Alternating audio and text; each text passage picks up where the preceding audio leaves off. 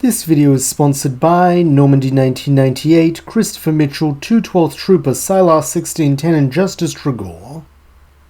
Our tale begins not long into Ash and May's Hoenn adventure, specifically on the morning of the Rustboro contest. However, unlike canon, the group is not present to witness it. There are countless reasons why this may be, such as the Pokénav suggesting a slightly different route, one of their Pokemon needing more time to rest at the Pokemon Center after a battle, or Ash spotting a Dunsparce the day before, and wasting several hours as he unsuccessfully attempts to capture it. Nonetheless, the outcome is the same. Our heroes are absent for this contest. As a result, May is not given the opportunity to take part in the Pokemon contest as Janet's assistant, thus setting her on the path to becoming a coordinator, while in turn, Ash and Pikachu are not taught Iron Tail for their upcoming gym battle with Roxanne. A further consequence of this is that the following morning when May comes across a wild Wurmple, she makes no attempt to catch it, as she lacks the burning desire to train a Beautifly after seeing Janet's, instead simply labeling it a gross bug and causing it to squiggle away in search of a new friend. From here it is only another day's walk to Rustboro City where the first gym is located, and thanks to being a day behind, they arrive on a day where Roxanne is free from her teaching obligations, meaning when Ash and May make their way to challenge her, she is free to battle one of them right away. Being the more eager of the pair, Ash requests to go first, with Roxanne asking if a 2v2 is alright with him. While this is no problem for the excitable boy from Pallet, it does pose an issue to May, who states that she only has her Torchic. Frowning slightly, Roxanne suggests in that case perhaps they should postpone until May can acquire a second Pokemon, though being the responsible big brother figure that he is, Brock calls this unnecessary, offering to go with May and help her find a new Pokemon to catch, while Ash and Max stay here, since he can see how much this battle means to them. Finding this to be an amenable solution, the group splits up, with Brock and May heading back down Route 104, since with it being lakeside and grassy, Brock figures May should be able to find a Pokemon that can make up for Torchic's abysmal matchup with Roxanne's rock types. Thankfully, it is not a long search, as when the pair stop to fill up their water canteens at the lake, they bear witness to a most peculiar sight, a Marill laughing maniacally while standing atop a pile of vanquished Pokemon. From the looks of things, it beat them all single-handedly, and is now reveling in its conquest, while clearly looking for new victims to add to the pile. Spotting May and Torchic, it then challenges them to a fight, adopting an over-the-top domineering battle pose, which unfortunately works to unnerve the little chicken, though all the same, when May tells her starter to attack, it loyally rushes in and uses Peck. To May's pleasant surprise, this hits, with Marill seeming to take a bit of damage from this, though all joy promptly fades when the water type unveils its counterattack, using Aqua Tail to turn the orb on the top of its tail into a watery morning star, before slamming the spiked ball into Torchic for super effective damage. However, as an experienced battler and breeder, Brock notices something odd about the amount of damage Torchic takes from that attack, telling May to watch out, since he suspects Marill's ability is huge power, meaning this Marill can hit twice as hard with melee attacks. Gulping at this news, May next has Torchic try Ember, though these are far less effective, with Marill using this time to close in and begin swinging its tail wildly, so when the second Aqua Tail strikes, it has momentum as well as type on its side, leaving poor Torchic looking worse for wear. Feeling a little discouraged at this less than ideal start, May looks to Brock for advice again, though instead of looking concerned, he gives her a confident smile, as he tells her the battle is far from over, and that type matchups can be overcome with enough creativity and belief in one's Pokemon. Nodding her thanks, May then tells Torchic to use Peck again, with the little fowl quickly closing in on its foe. As expected,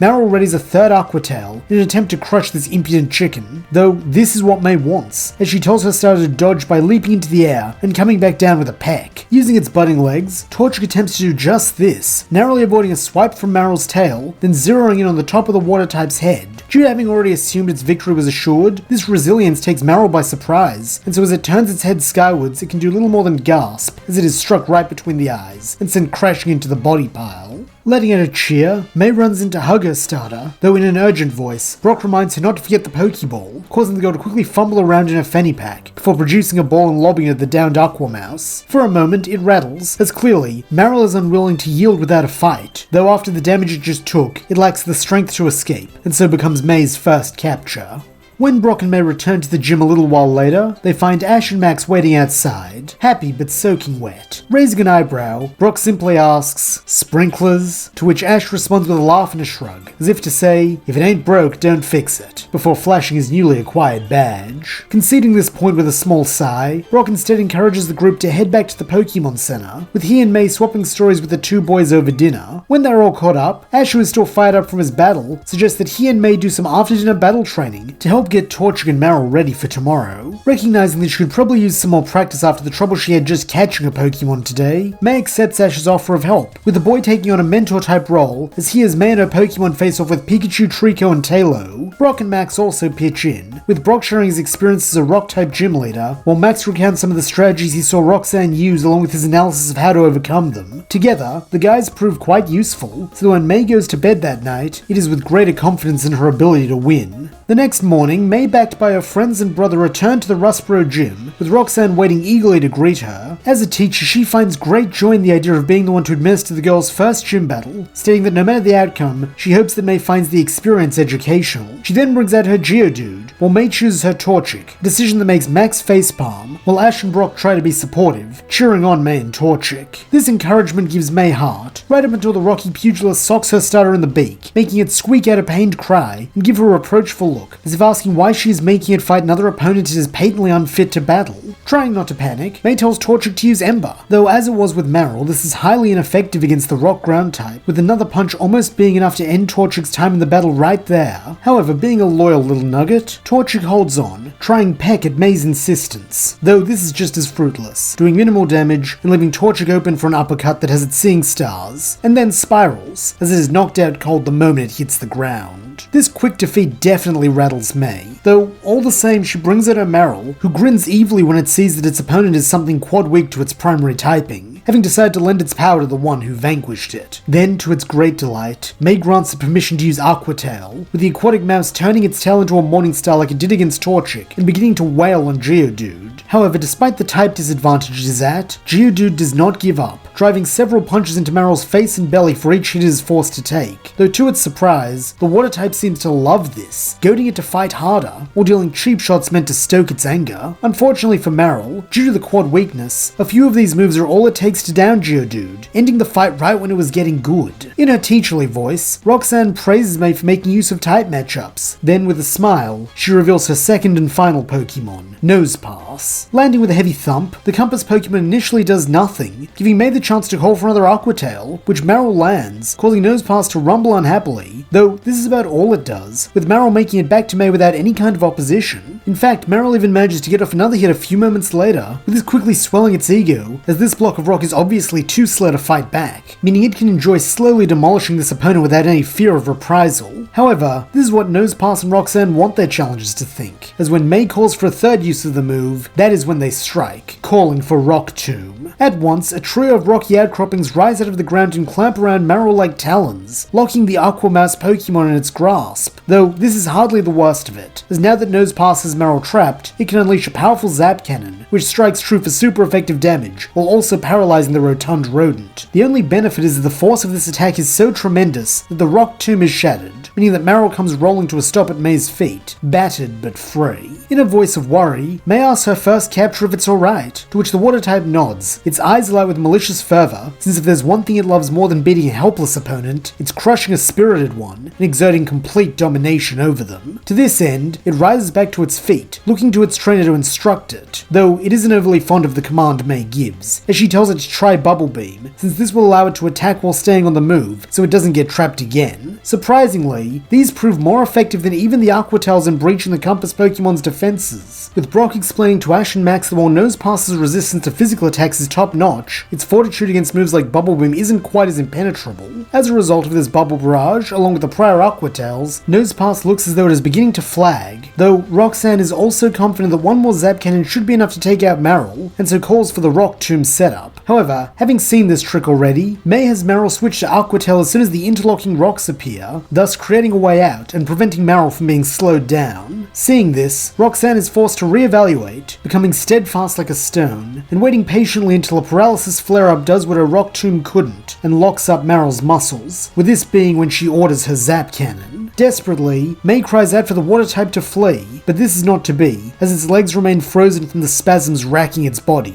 However, just when it appears as though all hope is lost, Marill regains control of one small area of its body, its tail. Knowing it needs to act fast, the Aqua Mouse puts all its strength into slamming its tail into the rocky battlefield, with this being enough of a kickoff to send it tumbling onto the ground, narrowly avoiding the Zap Cannon, which whizzes just above its head. Then, a moment later, the spasms end, allowing Marill to move freely once again, and seeing this, May orders it to charge, something the water type has no compunctions about after the indignity Nosepass just inflicted on it. With this fury to guide it, nothing can stop Marill, with it dodging on the pair of rock tombs as it closes the distance. Then, when it and its foe are face to face, it drives its spiked Aquatail right into the Compass Pokemon's giant nose, knocking it out and securing May the victory.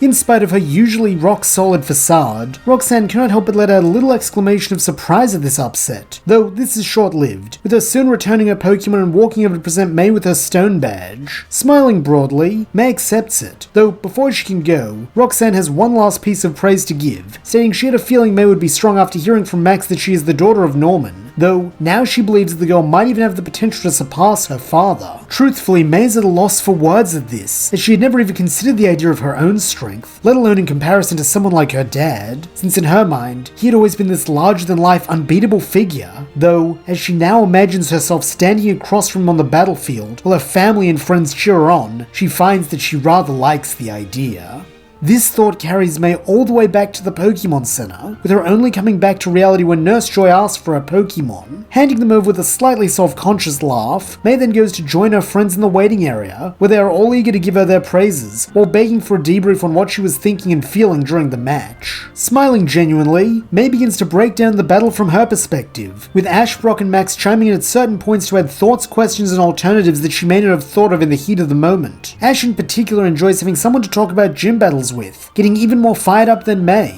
though he does notice that her enthusiasm has increased markedly as well, though he just chalks this up to having caught the battle bug now that she's seen how awesome gyms are firsthand. Eventually, May's name is called out over the PA, with the girl going to collect her Pokemon, before leading her friends into the dining area, as it's around dinner time. Feeling she's earned it, May then begins loading her plate high with everything that looks good, while also making sure to give both Torchic and Marill extra helpings of Brock's Pokemon food. Disapprovingly, Max tells his sister not to go overboard, since her and her Pokemon will get a stomachache, though patting the boy on the back, Ash tells him to go easy on May, since nothing works up an appetite like a tough gym battle. Smiling at her friend and sticking her tongue out at her little brother, May then proceeds to dig in, while encouraging her Pokemon to do likewise, since after all their hard work today, they deserve a super yummy dinner. Not to mention, they need to keep their strength up, since first thing tomorrow, they're heading for Dewford Island, and their second badge.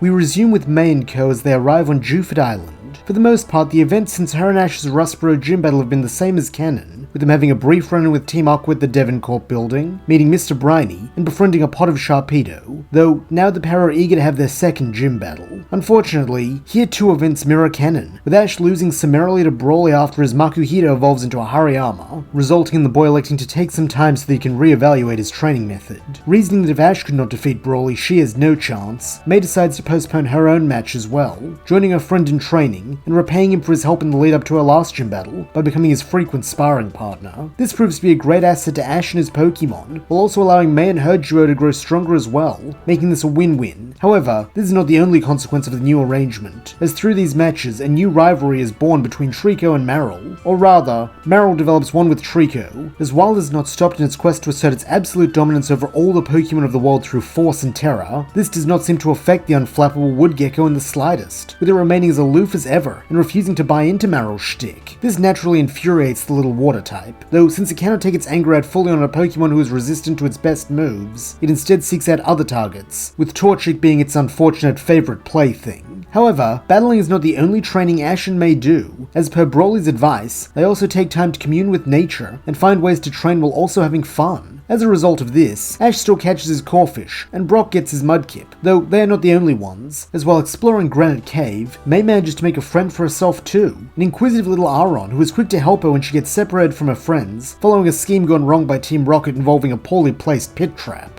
Thanks to Aron and its knowledge of the cave system, he is able to guide May and Jessie without issue, allowing them to meet up with the others, as well as Stephen Stone, who compliments Aron, calling it sensible and steadfast, which in his eyes are the marks of a true steel type. Such high praise from a trainer she's heard is powerful inspires May to catch Aron, with the Iron Armor Pokemon being happy to accept a place in the girls' team, thus bringing her up to 3.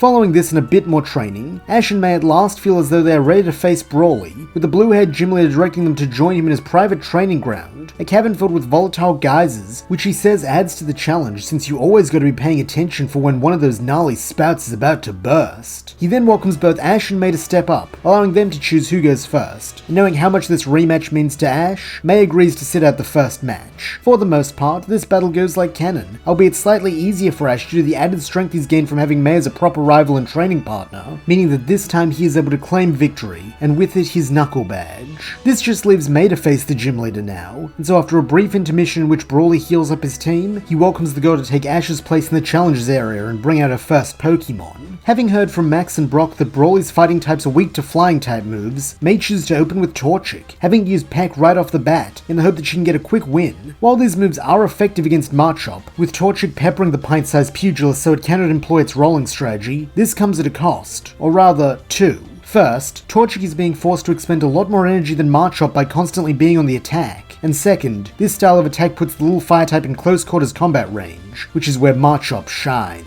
This becomes abundantly clear when Brawly orders a cross chop, with the superpower Pokemon bringing its two hands down hard on the fire chicken's shoulders, causing it to shriek in pain and back away. This gives Machop just the opening it needs to be in laying down karate chops, which slowly force Torchic back until it is finally standing on the edge of one of the geysers. Then, as if it had been planned, May and Torchic both feel the rumbling that signals an incoming watery eruption, with Machop seizing this opportunity to knock the fire type onto its back, thus putting it in a prime position to be blasted full force with the onrushing water. Knowing that Torchic cannot get back up on its own, especially after all the energy it expended with the Peck barrage, May makes the prudent choice, recalling her starter and bringing Marill out in its place. Leaping onto the scene, the wannabe demon wastes no time in taking full advantage of its surroundings by gathering up the sudden jet of water and converting it into an Aquatail Morningstar roughly the size of a car. Naturally, this much water weight is far too heavy for the Aquamass Pokemon to hold aloft, though this is not an issue, as it knows just where to drop it, a malicious grin forming on its face as it brings the blow down right on top of Machop. In the face of such a deluge, even the superpower Pokemon cannot endure, and so it comes as a little surprise when a moment later Machop is declared unable to battle,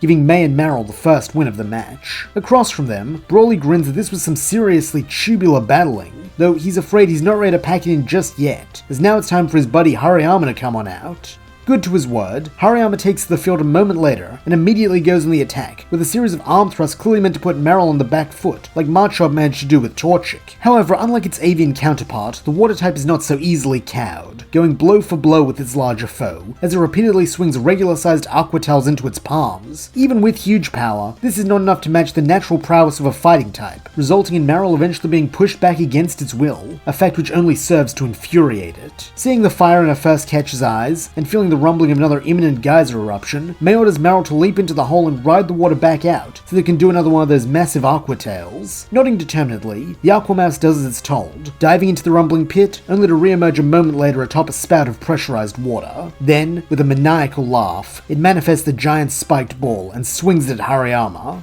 only for the fighting type to dodge. It is a simple motion, a single step backwards, but it is enough to put Hariyama out of harm's way, and without an impact to dissipate the momentum, Marill suddenly finds itself being flung forward by the weight of its own attack. However, this is no concern for long, as seeing an opening, Hariyama and Brawly do not hesitate to take it, with the large-fisted sumo stepping back in and slamming a single arm thrust into Marill that encompasses its entire body, before sending it spiraling into the cave wall, where it lies unconscious in a crater of its own making. Recalling the water type with her thanks, May reluctantly returns Torchic to the field, having a bad feeling that her little friend is about to wind up a pancake when Hariyama swings at it with one of its meaty palms. Though it seems these fears are misplaced, as seeing May's desire to win, Torchic marshals its strength of will, causing a white light to engulf it as its body begins to grow and change shape. As a result, when Hariyama's arm thrust makes contact, it is not with the fire starter's face, but instead with an outstretched leg, as the newly evolved Combuskin blocks the blow with a kick. Letting out an excited cheer, May calls her starter the greatest, before whipping out her Pokédex to learn more about its new evolution. From this, she discovers that Combuskin now knows the fighting type move Double Kick, and so tells it to use that, with the battle quickly transforming into a fighting type clash of hands versus feet, as Double Kicks repeatedly collide with arm thrusts. However, this is not the only trick Combuskin has up its feathery sleeve, with it occasionally adding a super effective peck into the formation, which is the added benefit of doing massive damage, while also catching the pure fighting type off guard. This puts Brawly and Hariyama armor on the back foot, both figuratively and in the arm thrust Pokemon's case, literally, as Combusken begins gaining ground, driving its foe back, until finally it is standing over a geyser. Then, in what can only be called beautiful irony, it begins to rumble, with Combusken using this chance to deliver one last kick, which knocks the bulky fighter onto its butt, right atop the geyser opening. For a moment it seems as though the rotund ruffian's rear end will act like a cork, keeping the water in, though this is not to be, with the pressure simply mounting until finally it grows great enough to launch Hariyama into the air and slam it headfirst into the rocky ceiling, knocking it out and securing Mei the win. Now that the battle is over, Mei cannot contain herself, leaping onto the battlefield and hugging Combusken, though Broly does have to tell her to watch out, as another geyser erupts not too far from where she's standing a moment later. All the same, this does little to dampen Mei's mood, with her thanking her starter for everything, before stepping forward to shake Broly's hand. Beaming broadly, the blue-haired gym leader praises Mei for her strategies, stating that not only does she really get her Pokemon on a deeply personal level, but she was also able to come up with some creative moves that he's never seen before, making for a truly righteous battle.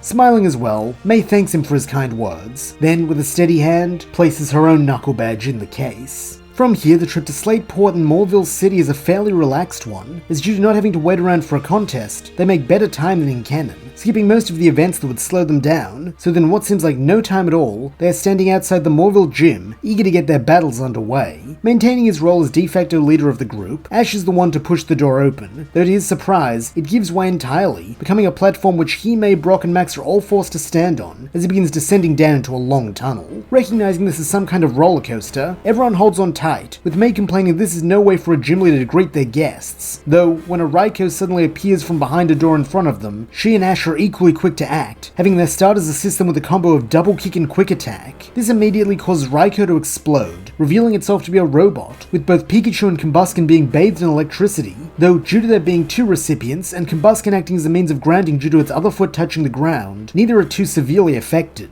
As a result, when the gym leader Watson reveals himself and agrees to accept their challenges, Ash finds himself with a tougher battle than in canon, due to not having the electrical overcharge to one-shot Watson's Pokemon. Instead, he and Pikachu have their backs against the wall from the very start, as Magnemite resists all of the electric rodent's moves, forcing the boy to swap in Corphish. Thankfully, the ruffian Pokemon proves to be just what Ash needs here, as with a few well-placed crab hammers, it is able to down the floating magnet, though not without taking significant damage considering it is a water type in an electric gym. Next up for Watson is his Voltorb, with it managing to take out Corphish at last, causing Ash to bring Pikachu back in now that he can actually do some damage. This proves to be their saving grace, with the pair narrowly defeating the ball Pokemon, though to their dismay, their final opponent is Magneton, with the result being a predictable one, as with 3 battles under his belt and nowhere to inflict serious damage, Pikachu falls, clearing the path for Trico, or rather, Grovyle. As taking some inspiration from Mei and Combusken's battle against Broly, the Grass Starter is able to find that wellspring of power within itself earlier than in canon, thus allowing it to evolve. With the newly acquired might of evolution on its side, Grovyle is more than capable of finishing what Pikachu started, downing Magneton and winning Ash the Dynamo badge, even if it was a much harder fought battle. Letting out a belly laugh, Watson calls this a stellar match, thanking Ash for giving him such a fun time, and beaming that he cannot wait to see what Mei has in store for him the next day. Nodding, Mei promises to do her best, though as she and her friends return to the Pokemon Center, there is a hint of nervousness to the way she asks Ash to help her train. Taking on the more mentoring role once again, Ash states that he'd be happy to help, with Pikachu sharing his trainer's sentiment when he is all healed up,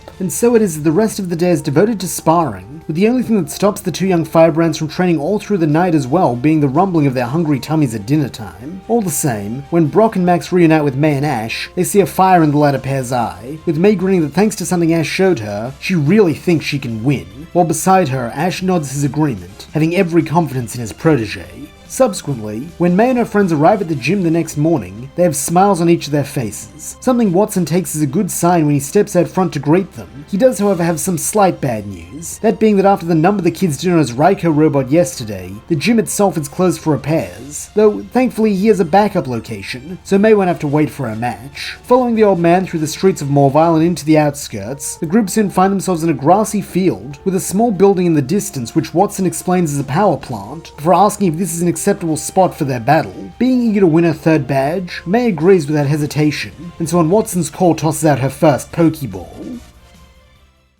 We resume as May and Watson lock eyes across the grassy field and officially begin their match, with the old man choosing his new pal Electrike, while May's strategy has seen her choose Aron. As the match is called to begin, Watson as the veteran gives the rookie first move, which she accepts gratefully, encouraging the little Iron Armor Pokemon to ball itself up protectively for a near perfectly spherical defense curl. One so smoothly done it earns praise from the inventor and Brock alike, while Watson in turn chooses to meet this by having the Lightning Pup Pokemon on his side of the field unleash a howl to raise its attack to meet the challenge, before just as speedily asking for a spark with all the brave canine's power. However, instead of staying on the defensive, May shows off her own speed with commands, having Aron follow up on its stat boost with a rollout, seeing the Steel Rock type quickly start spinning to meet Electrike head-on for a collision that ends with the pup as the yelping loser. Looking at the girl with new eyes, Watson praised the intermediate level combo, and the use of the rock rather than ground typing to take on electric types, reflecting that one doesn't usually see Aron use rollout, unless taught by a knowledgeable tutor. Not only that, but this sort of strategy isn't something he'd expect from a trainer so new to competitive battling,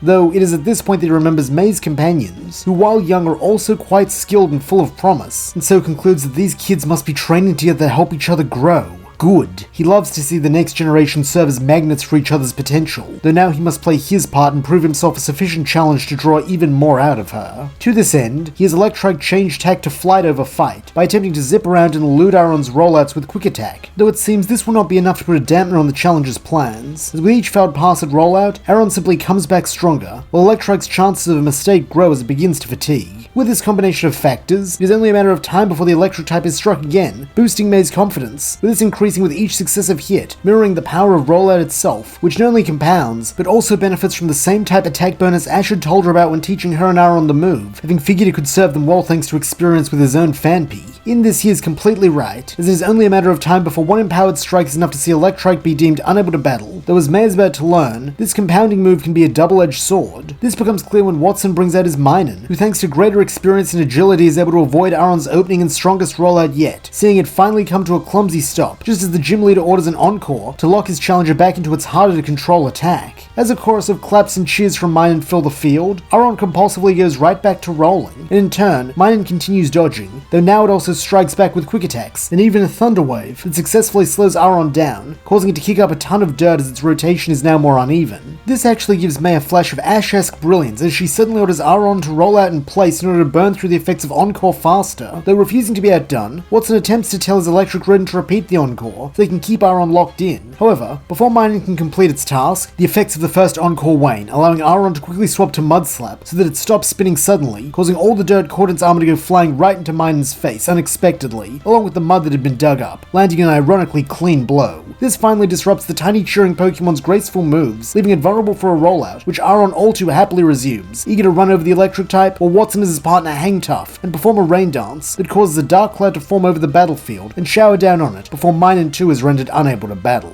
The thought of her first sweep sees May's confidence grow even further, as well as the bond she's forged with the steel type through training, as Watson too has to let her know how surprised he is with how formidable of an opponent she is, vowing to take her more seriously with this last Pokemon despite her youth. This in turn makes Ash proud as a teacher, as he's now starting to get what Brock and Misty must have felt during those first few journeys as they guided him when he was still a novice trainer, and so cheers May on, telling her to bring this home and win herself that badge. Flashing a victory sign right back at him, May declares that he can count on it, though to her surprise, when Watson reveals his final Pokemon, it is none other than Minun's red counterpart Plusle. In spite of its similarity to a Pokemon she's already beaten, Watson warns her that Plusle fights very differently from its partner, and heeding this, May decides to increase Aron's constitution with another defense curl, seeing the Steely Tank this time smartly miss a rollout on purpose to keep some distance between itself and the opponent, before stopping to curl up. However, instead of coming in close or trying to debuff them as Minun had, Plusle is immediately ordered to light Aron up with a Thunder, which thanks to the rain currently falling charges up instantly and soars into the air directly above Aron at terrifying speed. Desperately, May calls for another rollout, but it's too little too late, as while the Iron Armor Pokemon is able to initially dodge the attack thanks to their training, Minun's Rain Dance has perfectly set its partner up, so the attack cannot miss, with a bolt of lightning redirecting in midair and closing in on Aron, causing it to cry in pain as it is struck before its bright blue eyes turn to spirals, and it comes skidding to a stop in the dirt. For a moment, it looks like May might cry as her streak has been taken away from her, though showing some of the grit she's developed thanks to her life as a battler, she instead returns her friend with praise for how well it did, whispering to its Pokeball that their training really paid off, so she'll be sure to ask Brock to make it an extra special dinner tonight. Meanwhile, on the sideline, Max is in a state of awe, as his sister's growth from her battles against Roxanne and Brawly was already impressive, but now she's proving herself to have a genuine knack and grace for battling that's been bolstered by the presence of Ash, who he had so quickly blown off as just another early round washout when they met, but even he now seems like a much more experienced and cunning trainer. However, this sudden respect quickly fades when May decides to choose her Combusken next, as Max yells at her that this is foolish, because even if Marill is weak to Plusle's attack, it'll get a power boost from the rain, while Combusken will get weaker in it, so she should switch immediately and wait out the rain. Though here Ash cautions him not to be so sure she's made a mistake, since Combusken is still her overall strongest, which may be needed against Plusle's power, and besides, it's not just a fire type. Agreeing with this, May proves herself to be on a similar page to Ash, as when Plusle attempts to take the fiery avian out with Thunder, it double kicks the ground while running, granting it a speed boost so that it may dodge the lightning. Unfortunately, like with Aron, this is only a temporary delay, as the Thunder begins chasing Combusken. Though having accounted for this, May has her started closing on Plusle while extending its claw for a scratch. Having expected such a trick, Plusle weaves as best he can away from Combusken's claw in an attempt to try and nuzzle it and paralyze another of her Pokemon. Though having hoped Watson would try something like that, May quickly cancels the attack and has Combusken leap back, putting Plusle right between it and the Thunder closing in. Frantically, the cheering Pokemon attempts to get out of the way, though here too May has a counter, having her start to use Double Kick with the same impressive speed, not only to strike the electric type center mass, but to send it flying into its own attack. For a moment, a loud crackle fills the field, accompanied by the smell of burning fur. Then as the rain clears and Plusle hits the ground, it is plain to see that this match is over. Letting out a belly laugh as he hands her a Dynamo badge, Watson congratulates May and praises if she keeps learning from her friends, at the pace she's going, she'll be way above the level of a gym leader like her dad in no time at all. A claim Max somewhat questions, as while his sister is getting pretty good, his dad's still the best, causing May to tell him to zip it, though Brock suggests that maybe the bandana-clad girl shouldn't be so hard on her little brother, as in his own way, Max was trying to pay her a compliment. After this, the gang head through the Valley of Steel, where Ash gets his Torkoal as he wooden cannon, though upon catching it he makes note of how good a training partner will be for May and Combusken, and in turn, the experience will definitely help the timid Coal Tortoise fire up its own fighting spirit. Next, the events of Candid Camera Up take place much like they did in canon, except with May now being a budding battle maniac just like Ash, she winds up teaming up with him to defeat the Windstraight family together, earning them more high praise, and seeing them back on their journey a bit quicker so the events of I Feel Skitty don't actually happen, but those of Zigzag Zangoose do. In it, our heroes reunite with their friend Nikolai, and admiring his Zangoose as a powerful-looking normal type, it is actually May who is the first to ask for a chance to battle it, especially after he reveals that it took on Norman, though admittedly they did get creamed. Showing his growing respect for his big sister, Max declares that she will keep up the new family tradition, while Brock offers to referee, and Ash gives May some last-minute advice, despite having taken a battle he was looking forward to. Starting off strong, Nikolai reveals his Mudkip has evolved into a Marshtomp, with this posing a challenge to May and Combusken, but thanks to having suffered so much of Marill's bullying in training, as well as the addition of Corfish to Ash's Hoenn team, the girl and her partner have plenty of experience with the water type. Not only that, but due to Combusken having Grovyle as a training partner and rival, the two starters have gained a significant understanding of Blaze and Overgrow, far greater than Nikolai has achieved with his starter, meaning even when Marshtomp does eventually wear the Firefowl down with Water Gun, Combusken strikes back with all its might, in the process transforming its inner flame into an outer one, as it drives a fiery shoulder barge into its opponent which increases its speed, rendering Marshtomp unable to battle, and revealing that it has learned Flame Charge. Next up to battle is Nikolai's Zangoose, though in an attempt to capitalize on the moment of distraction as May celebrates with her partner, and the short-soaring twerp is switching Pokemon, Team Rocket attempt to take Pikachu and interrupt things. However, thanks to being the one on the sidelines in this timeline and itching for a battle himself, Ash intercepts the trio and Seviper well before Zangoose can sense it nearby, using a double quick attack from Pikachu and Taylor which knocks the villains further into the forest, where Ash follows to teach them a lesson, allowing May to finish her battle. As Combusken is obviously tired, May swaps out for Marill, who is eager to match Ferocity with a Cat Ferret Pokemon, though like most opponents who engage in this competition with it, the Aquamouse inevitably reigns supreme. But in general, this outcome is much better for Nikolai and his partner than what they'd endure in the canon episode. With this 2-on-2 over, everyone suddenly becomes aware that Ash is gone, only for the reason to be immediately revealed as the sound of something blasting off his herd, before the boy returns a moment later, with Pikachu and a mighty-looking Swallow perched on his shoulders, as he laughs that for once he's thankful for Team Rocket's decision to butt in, since that battle was just the push Taylor needed to evolve. Following this, the group and Nikolai part ways, though having seen the ferocity of one up close and personal, May has been inspired to catch her own Zangoose, even tasking Max to help her find one with his Pokénav. Luckily it seems her herd is not too far away, quickly, and following the Nav's directions, they find the group of normal types there in the process of leaving the area. At Brock's suggestion, they hang back a bit to observe the herd, as running into their territory could end badly, though it seems they're not the only ones doing so, as in a nearby bush, May spots a smaller than average Zangoose watching its fellows cautiously, with Brock surmising it must be an outcast from how studiously it's keeping its distance. Figuring this might be a last chance to catch a Zangoose with the others on the move, May approaches it, accidentally scaring the cat ferret, and as a result causing it to lose track of its friends. This quickly shows this Zangoose to be quite different from Nikolai's or the others of its kind, as instead of getting angry, it gets upset and flustered, clearly panicked at the thought of being on its own.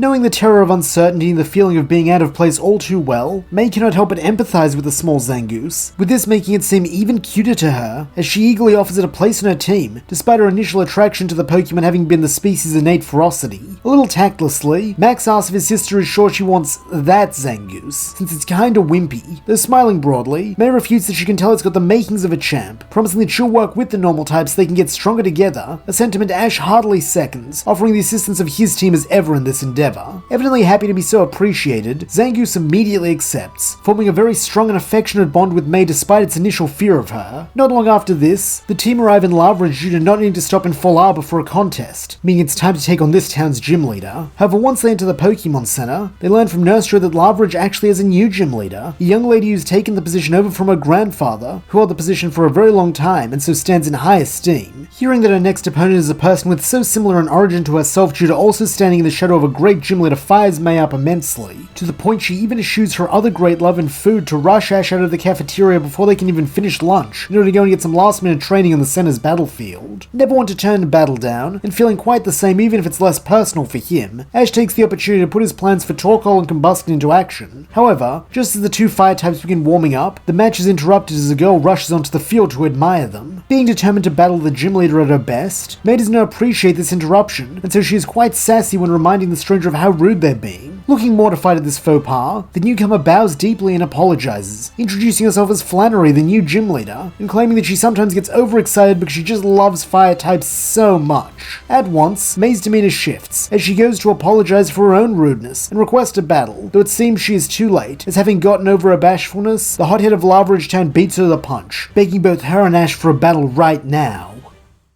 Grinning heartily, both Ash and May immediately accept Flannery's challenge, though to the side, Brock, the gym leader himself, questions why the redhead is doing this, since it's highly unusual for a gym leader to solicit battles from challengers, rather than the other way around. Looking all subdued at this question, Flannery explains that she recently took over the gym from her grandpa, and before he goes off on his trip to write poetry, she wants to have at least one truly great battle to show him the gym will be in good hands while he's away. At once, Brock nods, replying that he inherited his gym from his dad too, a fact that causes May to gawk as she had no idea she had so much in common with her companion. All the same, the bandana-clad girl declares that she will be the one to give Flannery her great battle, stating that contrary to their usual arrangement, in which Ash normally battles first in order to give her the advantage of forewarning regarding what Pokemon the gym leader uses, she would like to go first this time, as this battle feels personal to her, and more than that, she wants to see if she's worthy of earning a badge without her mentor lighting the way. Grinning that they love that spirit, both Ash and Flannery approve of this plan, with the group heading back to the gym where they meet Mr. Moore and get into position for the match. As the gym leader, Flannery brings out her Pokemon first, that being a Torkoal like Ash's, and figuring that this must mean it's a fire-type gym, she naturally chooses Meryl, trusting in type advantage to carry the day. Unfortunately, even though she is new, Flannery still has been trained by a true master of the fire type, who has long since devised a strategy to counter their weakness to water. In Torkoal's case, this is through its steadfast defense, as when May calls for an Aquatail Morningstar, Flannery has her tortoise use Iron Defense, with it retreating inside its shell and allowing the watery mace to bounce harmlessly off the plating. Now it is Flannery's turn to strike back, and putting what her grandpa taught her to good use, she starts off strong with a Sludge Bomb, not only dealing super effective damage, but also poisoning the Aquamouse, which means its time is short. Recognizing this, May tells her friend to use Bubble Beam this time, since it'll give them some distance, with this proving more effective, as while Torkoal does once more retreat into its shell with another Iron Defense, the small stream of bubbles are able to follow it through the head hole before detonating for super effective damage, compounded by the fact Torkoal was not expecting it. Grinning that this is just the battle she was hoping for, Flannery tells Torkoal to use Sludge Bomb again, while May has the the smart idea to have Meryl leap up and bat it back with Aqua Tail to turn their opponent's strength against them and maybe poison Torkoal as well. However, while a good plan, it is not so easy to execute, as right when Meryl goes to swing its tail, the effects of poison flare up, causing it to wince and therefore throw off its timing, allowing the glob of gunk to strike true and leave it on its last legs. Seeing that an all-or-nothing gambit will be required, May next tries for a bubble beam, seeing a torrent of bubbles shoot at Torkoal. While matching her, Flannery has the coal Pokemon fire off a final sludge bomb. At once, both moves race across the field before colliding in midair, with the resultant explosion being enough to kick up a cloud of dust, though when it fades, Meryl is on its back unconscious, while Torkoal remains standing thanks to its enhanced defense. Though this is not to say it is unscathed, as having taken a lot of the residual water damage from the clash, it is fairly shaky on its feet, meaning that when May calls Zangoose in, the timid normal type feels confident enough to close in and deliver a powerful Crush Claw that neutralizes some of the defensive advantage before skittering back to its trainer's side. Refusing to let the mongoose out of her sight, Flannery tells Torkoal to next use Overheat, with Brock warning May that such a move is majorly strong, so if Zangoose doesn't get out of there now, it's toast. Though thankfully, if Zangoose is good at one thing, it's running away, and so taking off at top speed, it zigzags between the blast of fire energy, as well as the one that follows before May urges it to be brave and use Crush Claw again. While Zangoose is rather loath to get close to the thing spitting fireballs at it trusts May and remembers their promise, with this giving it the courage to rush headlong at its foe and deliver a Crush Claw uppercut to Torkoal's chin.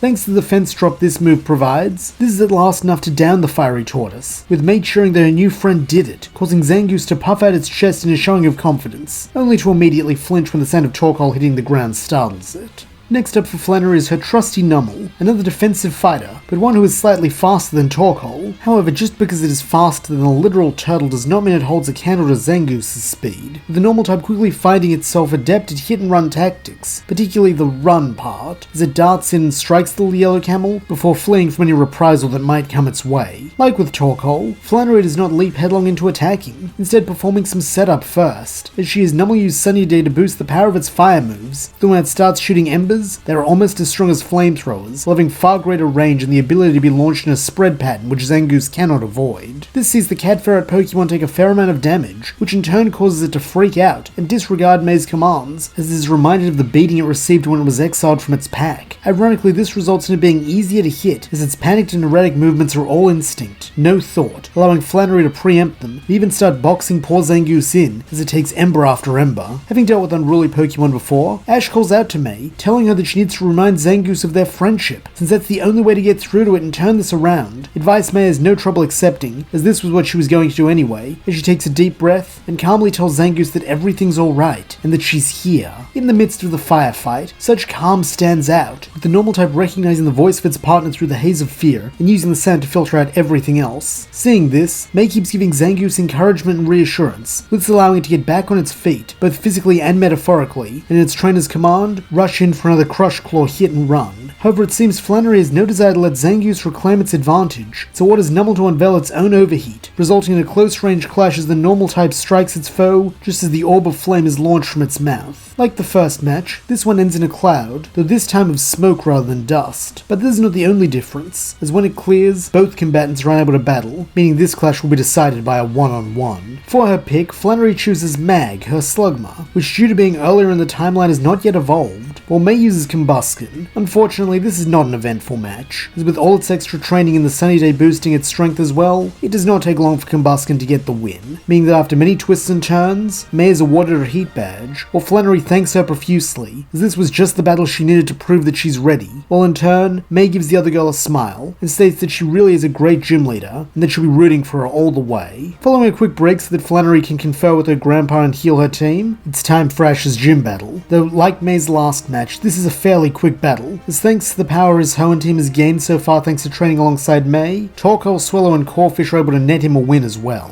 Returning to the Pokemon Center, the question of where to go next arises, and while Ash feels ready to challenge Norman, May doesn't, and is pretty insistent on saving him for last, since if she's going to face her dad, she wants to be at the absolute top of her game. Recognizing the respect she has for her dad, and also figuring she knows his strength better than anyone, Ash acquiesces to the plan with Max's Pokénav pointing them to Fortree City as the next town with the gym. Due to not needing to make stops for contests, as well as not needing to detour all the way to Petalburg, the gang once again make great time, skipping more or less all of the canon events that would occur during this trip, as they are way ahead of schedule. That is aside from one, a 50-year-long feud between a Whiscash named Nero and a man named Sullivan, so while stopping to camp and polish their badge collections, both Ash and May attract the attention of Nero, as now he has twice the shiny objects to steal, forcing the two trainers to band together alongside Sullivan to get them back. Due to the Whiskers Pokemon being a water type, this task primarily falls to Corphish and Marill, and while in canon Corphish was no match for Nero's Water Pulse, here is able to tank the attack and even retaliate with a supercharged Crab Hammer that stuns the Water Ground type, long enough for Marill to use its signature Aquatail Morningstar to wallop Nero into next week. This in turn allows Sullivan to finally catch his longtime nemesis with a Master Ball, seeing the old man cry tears of gratitude the kids have allowed him to achieve a decades-old dream. As for Ash and May, they're just happy to have gotten their badge cases back, as thanks to Marill's Morningstar, the Great Fish was forced to cough them both up, meaning all is well, if perhaps a little slimy. However, it seems Sullivan is not the only one to benefit from this encounter, as with his trained breeder's eye, Brock informs Ash that he suspects Corphish is about to evolve considering the power it exhibited and the slight lengthening of its pincers. Eagerly, May asks if Marill is also going to evolve soon, though this just earns her a flying kick to the back of the head from the Aquamouse, as it glares at her with eyes that clearly say, "Screw you, I'm perfect already."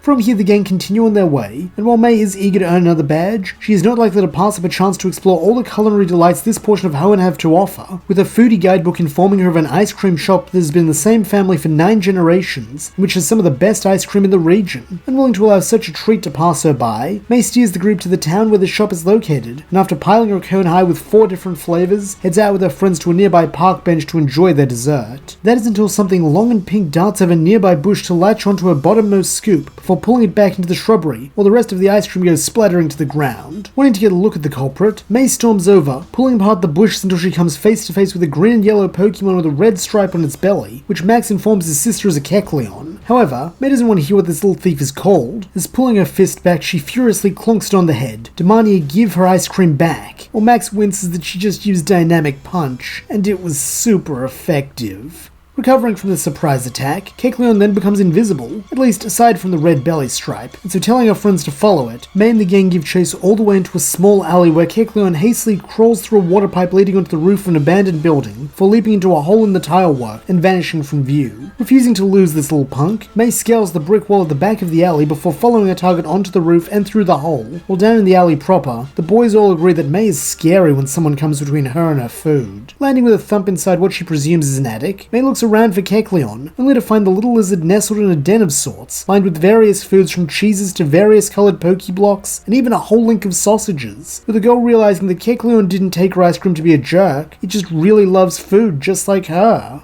Calming down a bit, May asks if this is true, and at the mention of the word food, the reptilian Pokemon grins, confirming the suspicion. Having been impressed by Kecleon's speed, and recognizing a powerful normal type thanks to who her father is, May suggests that since they're kindred spirits, why not come with her? That way they can experience all kinds of yummy food together, with this offer being more than enough for Kecleon, as it shoots out its long tongue to stick to the girl's forehead, in which you can only assume is a gesture of endearment. Following this new capture, May and co at last arrive in Fortree City, but thanks to being early, they're able to challenge Winona with no delays. This time Ash goes first again, mostly because with May getting to last time and even catching another Pokemon before him, he's itching for a battle. This goes more or less like in canon, except in it Pikachu is not defeated, but instead retires for a break when Winona brings forth her Swallow, since Ash wants to give his flyer a chance to battle its doppelganger. After Ash's victory, it is May's turn, and it is only now that she realizes she actually doesn't have a flying type on her team who can match Winona's Pokemon in aerial combat. Not only that, but thanks to its fighting typing, Combuskin is a bad pick here, which would cause just as big an issue as the lack of a flyer, since whether she knows it or not, she's been using her starter pretty consistently to bail her out of tough spots. However, knowing she can't advance towards her goal unless she wins this badge, May chooses to follow Ash's example and fight a bit out of the box, making Kecleon her first pick. This choice is met by Pelipper from Winona, a divergence from her battle with Ash, which shows that she's willing and able to adapt to the opponent facing her rather than sticking to a set pattern. Taking the opening move, May's first priority is getting Kecleon into the air, so it can fight on even footing with Pelipper. Thankfully, due to having the 2 towers on either side of the battlefield which the trainers stand on, she has just what she needs to do so, having Kecleon extend its tongue and wrap around Winona's tower, before using the tongue's elasticity to slingshot itself into the air. While with most Pokemon this would be an easy enough trick to dodge as Kecleon no longer has full control of its motion while airborne, the same cannot be said for the little normal type, as by using its innate camouflage, it is able to become mostly invisible, and at the speed it's moving, Pelipper does not spot the red streak until it is right on top of it. Quite literally, as Kecleon lands atop the water-flying type's immense bill before deploying the next part of its strategy,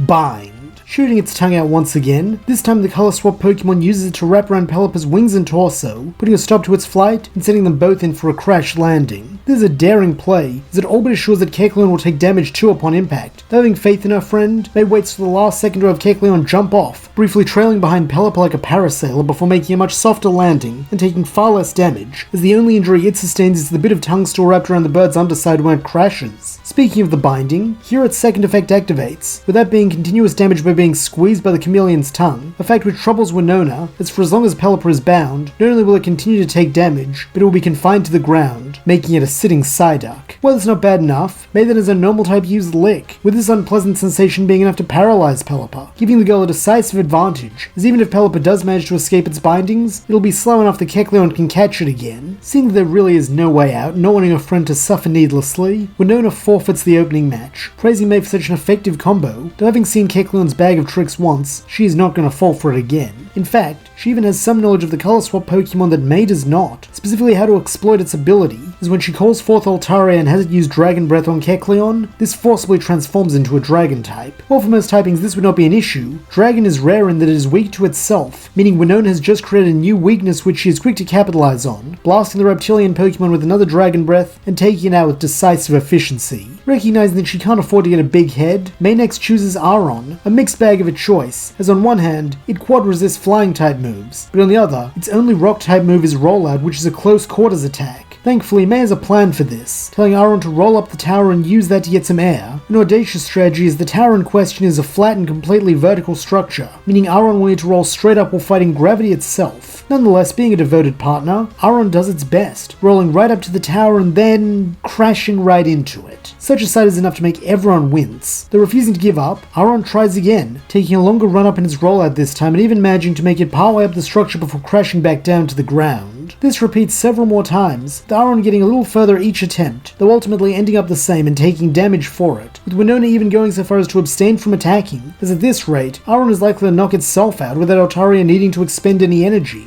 However, this self-assurance proves to be Winona's downfall, as on its 5th attempt, and the last one of its rollout cycle, Aron does something it could not before, and that is to begin glowing as its determination fuels an evolution into the middle stage Lairon. As a Lairon, not only is it more powerful, but its rollout now comes with steely bladed treads, allowing it to easily latch onto the tower and ride it all the way up, before striking Altaria with a max power rollout. This is more than enough to knock the Dragonflyer out of the air, and while it does get off another Dragon Breath as a parting gift, doing some damage to Lairon, one more rollout from above is enough to finish Altaria off, meaning it's all down to Swellow. Taking to the air, the shiny Swellow Pokemon attempts to wrap things up quickly with a Hyper Beam, but thanks to a hastily called Defense Curl, Lairon is able to tank this hit before striking back with a rollout, which now does double damage. Making use of its new ability to roll up walls, the now much larger Steel Rock type has no trouble reaching Swellow, and thanks to being in a state of recharge, striking it for a critical hit. This spells the beginning of the end for Winona, as while she is able to strike back, all of Swellow's other moves are of the flying type, making them next to useless, meaning he is forced to rely on Hyper Beam, which in turn leaves Swellow vulnerable to the compounding power of Rollout, so that all it takes is a second attempt at this strategy to see Swellow rendered unable to battle, and thus securing May her 5th Hoenn Gym badge. Our story resumes with May and Ash after having earned their 5th badges and setting out from Fortree City to the port of Lilycove City, along with Max and Brock. Their current goal being to board a ferry bound for Mossdeep City, as their dreams of entering the Hoenn League are now closer than ever. This fact is not just because of their progress in training so far, but also the extremely efficient time they've been making, as where the events of the episode Lights Camera Up to Action would usually take place, the party is so early that they do not encounter the filmmaker Elijah, and without spending time helping him make an entire movie, and thwarting Team Rocket's plans to give the boss a stolen home movie system he could have easily bought for himself, they're instead able to focus on further battle practice, while still pushing ahead. Additionally, they don't need to stay in the town for the events of Crazy as a Lunatone, which may be for the best, since in the grand scheme of things, Team Rocket caused more trouble than the Pokemon Mystery Club. One event that simply cannot be passed up, however, are those of the Garden of Eden, as the group are fairly unanimous in wanting to visit the Banana Slackoth Garden, both to enjoy the beautiful nature preserve and enjoy some of their famous ice cream sundaes. However, the Snorlax which has taken up residence there and terrorized the director of the preserve, Marcel, had likely been around for a while, so they are still able to help with this. Though here Ash and Brock would have the idea to seek advice from Professor Oak much sooner, which in turn sees a short reunion for Ash and his own Snorlax over the phone, and Brock being made aware of a special recipe for an especially filling Pokeblock made for those with appetites like Snorlax. However, unlike Canon, Ash's time as a mentor causes him to reject the plan to train up one of the local Slackoth into a Vigoroth to combat Snorlax's yawn, as that might simply create a new tyrant, instead going with the obviously quicker and more importantly cooler solution of having the Professor temporarily transfer Ash's own Snorlax back to him, as it is more than a match for its kin, allowing it to defeat the other Snorlax even when put to sleep, meaning Marcel can catch it and end the crisis. As a result, the garden is not only provided with a new protector, but everyone can enjoy some delicious ice cream at last, albeit with a slight delay for May, as Kecleon bursts from its ball and steals her original helping.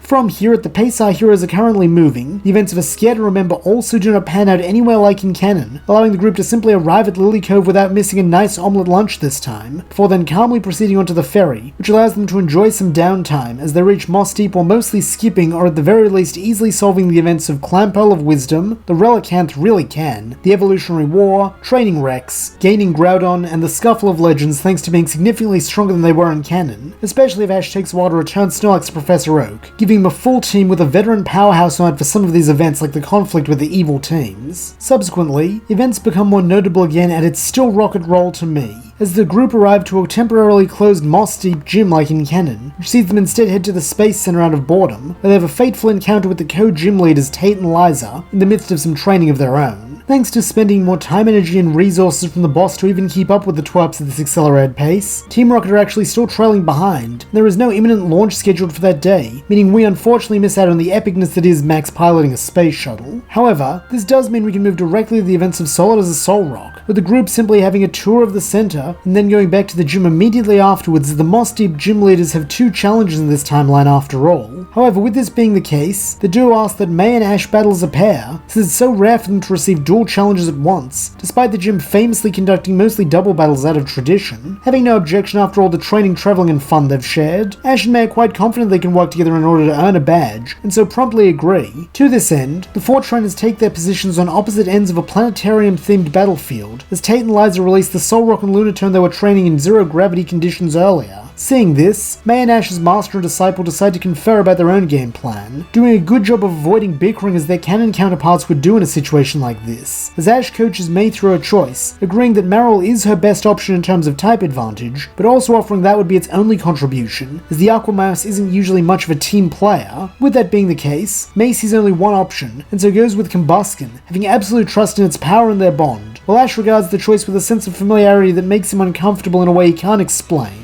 before he chooses Grovyle in an attempt to shore up May's weakness against both their opponents' Pokemon. Showing their perfect synchronicity, Liza, as the technically elder twin and mentor in her own right to Tate, takes an immediate support role, as Lunatone casts a light screen in front of the two, just as Solrock uses a flamethrower. However, matching them beat for beat, Ash asks May to handle holding off Solrock, while Grovyle takes on Lunatone, his advanced battle instincts telling him not to allow Liza to get on a roll while Tate's serving as a distraction. Sharing this sentiment, Grovyle sets to pressuring and breaking through Lunatone's guard with an assault of Leaf Blades, which cause both separated space Pokemon to use Calm Mind to increase their attacking and defensive abilities, as this is shaping up to be a tougher battle than initially anticipated. Meanwhile, eager to show that she can stand shoulder to shoulder with her mentor, May's Combusken easily handles Solrock's flames before closing in for a double kick, though due to Solrock's psychic typing, this is not super effective, and what's worse, leaves the Firefell vulnerable to a retaliatory psychic, which sends it flying back across the battlefield, while taking super effective damage itself. Seeing this, Ash instantly comes in with the assist, as the slyly shot Bullet Seed is able to distract Solrock long enough for Combusken to get back on its feet, though due to the damage it has already taken, this causes its Blaze ability to activate in response to the pinch they're in. As it is clear that Grovyle is the real danger here, Tate and Liza wisely decide to focus on defeating it first, swapping roles temporarily, as Lunatone becomes the attacker in order to hold Grovyle down, while Solrock uses Sunny Day to boost the power of its flamethrower as a finishing move. Unfortunately, while this strategy is admirable, Ash had already considered it, hence his wanting to do the same as the twins and swap roles of distraction and attacker, as before Solrock can release its empowered flamethrower, May roars for Combusken to give everything it has for one last shot while the opponents are grouped up. Letting out a proud caw, Combusken does just that as its fiery aura glows white hot, and the Ember attack it had been about to launch transcends into an overheat, no doubt picked up from the encounter with Flannery's Pokemon. Such intense flames are more than capable of doing immense damage to Solrock and Lunatone, even with their natural resistances and defenses on top of the light screen still in play. Unfortunately, this barrier proves to be the difference between victory and defeat, as when the light screen fades, both Pokemon are still conscious and floating in the air, albeit just barely, having enough strength left to end things and deny the challenges their badges. That is until Grovyle takes advantage of being ignored to launch a surprise counterattack, slashing at the Sun and Moon Pokemon with the Leaf Blade. Such super effective moves are more than enough to finish what May and Combusken started, felling the rock Psychic types and giving the victory to the challengers, though as the pair of friends share a look, two things are apparent. One, neither of them could have won this battle alone. And two, even together this was a close one. This latter revelation also causes Ash to at last realize what that uncomfortable feeling was, as it dawns on him just how much May has come to over-rely on her starter, a mistake he too made early on, with the boy endeavouring to steer his protege away from this, before it costs her as it cost him. As the battle for their mind badges is now over, the group has no more reason to remain here in Mossdeep, with another unfortunate consequence of their being earlier due to not stopping for contests, as they miss out on meeting and battling with Elite Four member Drake in Vanity Affair, which May would have also enjoyed in this timeline, as the group now set out for Sootopolis City. This also causes them to avoid the events of Where's Armaldo and a Cacturne for the worst, though the same cannot be said for the episode that follows. On the way to Sootopolis, they arrive to a small island village where the events of Claydol Big and Tall play out, for the most part very close to canon, as Team Rocket by this point have caught up, and even wind up forming a truce with the twerps, after their antics of accidentally blowing up what originally appeared to be a giant decorative Pokeball, commemorating the sealing and defeat of some ancient destructive evil, that being a gargantuan Claydol who wreaks havoc, and has a particularly strong attraction to Wobber fetish women. However, as a consequence of the major changes so far, such as the fact that Ash's Hoenn Pokemon are further developed and more powerful than their canon counterparts, with the same being true for May's team as well as her battling ability, it means their attempts to hold off and weaken the near Kaiju Claydol are much more effective, so that when Ash throws a Pokeball in the vain hope that he may actually save the day, it actually does go to plan, making Claydol the sixth and final member of his Hoenn Pokemon team, surprisingly. With the crisis averted easier and earlier than in canon, the Rockets of course turn on the twerps, attempting to now steal Ash's new Claydol as a gift for the boss, as they sick Cacnea and Seviper on the group. Surprised but eager to test his new friend's power, Ash calls forth the gargantuan Claydol, only for it to manifest slightly smaller than before, though still rather huge compared to any regular Claydol. This development puts a slight dampener on the Crooks' plans, as they demand to know what happened, causing the village sage and Brock to hypothesize that perhaps the transfer from the massive ancient Pokeball to the new and more advanced modern one condensed some of Claydol's mass down to be more manageable in terms of data or storage. Intrigued by this, Ash refocuses just as the Team Rocket trio do, giving his newest capture its first order to blast them away with a Hyper Beam, a feat Claydol pulls off with almost no effort, showing despite a lack of size, its power is still very formidable, as are its quirks, since when the smoke clears, it's revealed that Wobbuffet was purposefully spared from Claydol's attack, leaving it separated from its friends, though upon realizing why, Wobbuffet panics and chases after the distant twinkle in the sky that is its teammates. Spotting this, Claydol attempts to follow, still clearly smitten with its many eyes having become hearts, forcing Ash to return to its Pokeball, as the sage thanks them for helping stop the behemoth, before promptly asking them to leave and never return with it. After this, the group begin crossing Azabe Island, with timing again serving to prevent the events of Once in a More While, Big Burrow and Steel, and Absolute Disaster, as they reach the snowy mountain area of the jungle just overlooking Sarosi Town, where their next ferry awaits. Though, as they seek lodgings and rest in the local Pokemon Center, well ahead of an incoming blizzard, they're approached by a small yellow triangular Pokemon, who Ash scans with his Pokédex to learn is called Snorunt, while May gushes over how cute it is. Unfortunately, as well as being cute, the Snowhat Pokemon is also cheeky, as like in canon it attempts to swipe a badge case, though in this case, it is May's. Having seen this before, Nursery then explains that as a wild Pokemon that frequents this area, Snorunt likes to play pranks on guests and will eventually return the badges after it's had its fun, and while May is slightly less high-strung about the whole thing than Ash is in canon, she does still attempt to get her property back. This culminates in events syncing up somewhat, but not directly with the episode Let It Snow, Let It Snow, Let It Snorunt, with May and even Ash still humouring Snorunt, though this time the chase is less antagonistic. trek. However, with the blizzard still more than a few weeks away, there isn't much peril, causing SnowRun to eventually, and rather reluctantly, end its antics and return May's badges when the group prepare to go, with it being clear to see that the little ice type is sad May and Ash won't be around to play with it anymore. Seeing the cute little scamp was having fun playing around with them, May offers it the chance to accompany them on their journey and complete her team, which SnowRun is very happy to receive. Though wanting to play one more trick, it challenges May to battle to prove her strength as its new trainer.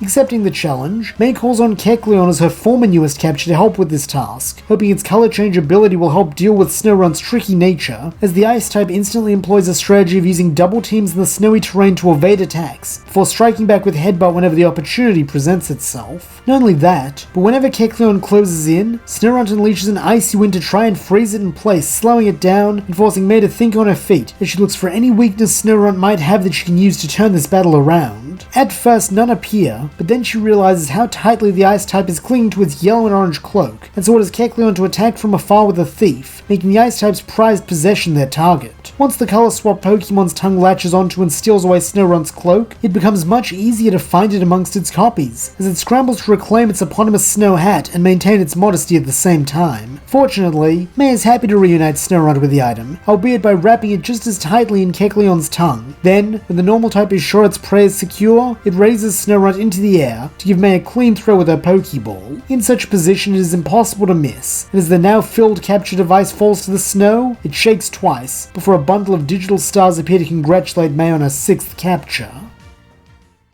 We resume smack dab in the middle of our journey to finish crossing the Azabe Islands, as the group has made their way out of the snowy area just outside of Sorosi Town. In preparation for Brock's lunch that afternoon, and in celebration of the recent additions to their teams giving them both 6 Pokemon now, Ash and May have decided to engage in a full practice battle, seeing as both are rather fired up to earn their last badges. To this end, Ash has also seen fit to use this time to hammer home a lesson he feels May will need before she faces her father, hence his decision to battle at first with Pikachu as his most experienced, and last with Claydol, who despite its immense power is a novice when it comes to trainer battles. Predictably, this leads May to meet Pikachu's strength with Combustions, proving she views as her only option capable of taking a starter on. This surprisingly cunning strategy from Ash actually sees May play directly into his hands, as from here the task of defeating her other Pokemon are quite competently handled by Ash's Hoenn team, with Swellow making quick work of Marill, Grovyle slicing through Lairon's sturdy defenses, Corphish intimidating Zangoose, Torkoal burning Kecleon's tongue and rendering it unable to battle, so that by the time it is Claydol's turn, she only has SnowRun left, seeing her rather reluctantly but wisely forfeit the match to her mentor. Such a loss leaves May rather despondent, though having meant this is a teachable moment, Ash uses this opportunity to explain his thinking around her over-reliance on Combustion, both since, according to Brock, Sootopolis is a water gym so she won't be able to use it there, and also because such a tendency hampers her growth and her bonds with her other Pokemon, with this giving her a lot to think about before lunch. Meanwhile, as this is going on, Max watches from the sideline, his churlish gaze boring a hole in the back of his sister's head, so that soon she and SnowRun feel compelled to check on him and ask if he's okay. In truth, he is far from okay, as due to this May being allowed to live his dream of challenging the gyms, not to mention having a full team of 6 Pokemon earlier than canon while he still has none, he has begun to resent his sister, and so is fairly terse in his response when he asserts that he's just fine. This draws Ash and Brock's attention as well from over where their stew is being prepared, seeing them advise Max not to lie to them and himself, at which point he sighs and admits his feelings, even mentioning how there were multiple Pokemon they've met on the journey so far that he really wishes they could have brought along with them, like the Poochyena and Shroomish they met on the way to Rustboro. In a big brotherly voice, Ash tries to explain why it wasn't right to do so, though before he gets too far, Max's attention is drawn to a strange sound, as following this begins the events of Do I Hear a Ralts? However, there is a difference, as the group is earlier, and so Ralts' cold hasn't progressed as far as it would in canon, meaning Brock is actually capable of treating it himself, though before he can, Team Rocket launched their scheme to steal the small injured psychic type. Here a very different battle from canon ensues, as while Ash and May's Pokemon are tired from training, they also have a larger and stronger force, all of whom have a good focus on battling, meaning Max doesn't really need to take Ralts the rest of the way to the Pokemon Center on his own while his friends hold off Team Rocket. However, Ash still encourages him to do so anyway as their best option, while urging May to let him go, while they trail behind to see how he handles things, as he thinks will be good for the younger boy after what he revealed to them. As she has a good deal more trust in Ash's decision making here, May is willing to accept this, though as it expresses a desire to be her brother's escort, she does send SnowRun with Max before refocusing on sending Team Rocket blasting off again. When the crooks are dealt with, the trio of May, Ash, and Brock go after Max, and are very impressed and proud of his tenacity and selflessness, despite how cranky and annoying he may have been earlier, as he doggedly makes his way to the Pokemon Center as fast as he can, even though at this point in time Ralts isn't in any significant danger of developing pneumonia or worse. On top of this, Team Rocket are also not able to delay him, meaning he doesn't have to do a lot of convincing for Ralts' family to let him help it, as they simply allow him to go on the rest of his way to help their kin, with a nurse droid from Sorosy Town easily treating the emotion Pokemon's illness, and giving it a clean bill of health and orders to take things more seriously. Finally, it comes time for Max to return Ralts to its family, though here May decides to reveal herself and resolve this tension with her brother by offering to bring Ralts along on their journey and letting Max care for it, with the promise that it can be his starter when the time comes. Here the Gardevoir and Curly are actually willing to allow this, as they sense how strong a protector the boy and by proxy Ralts would have in May,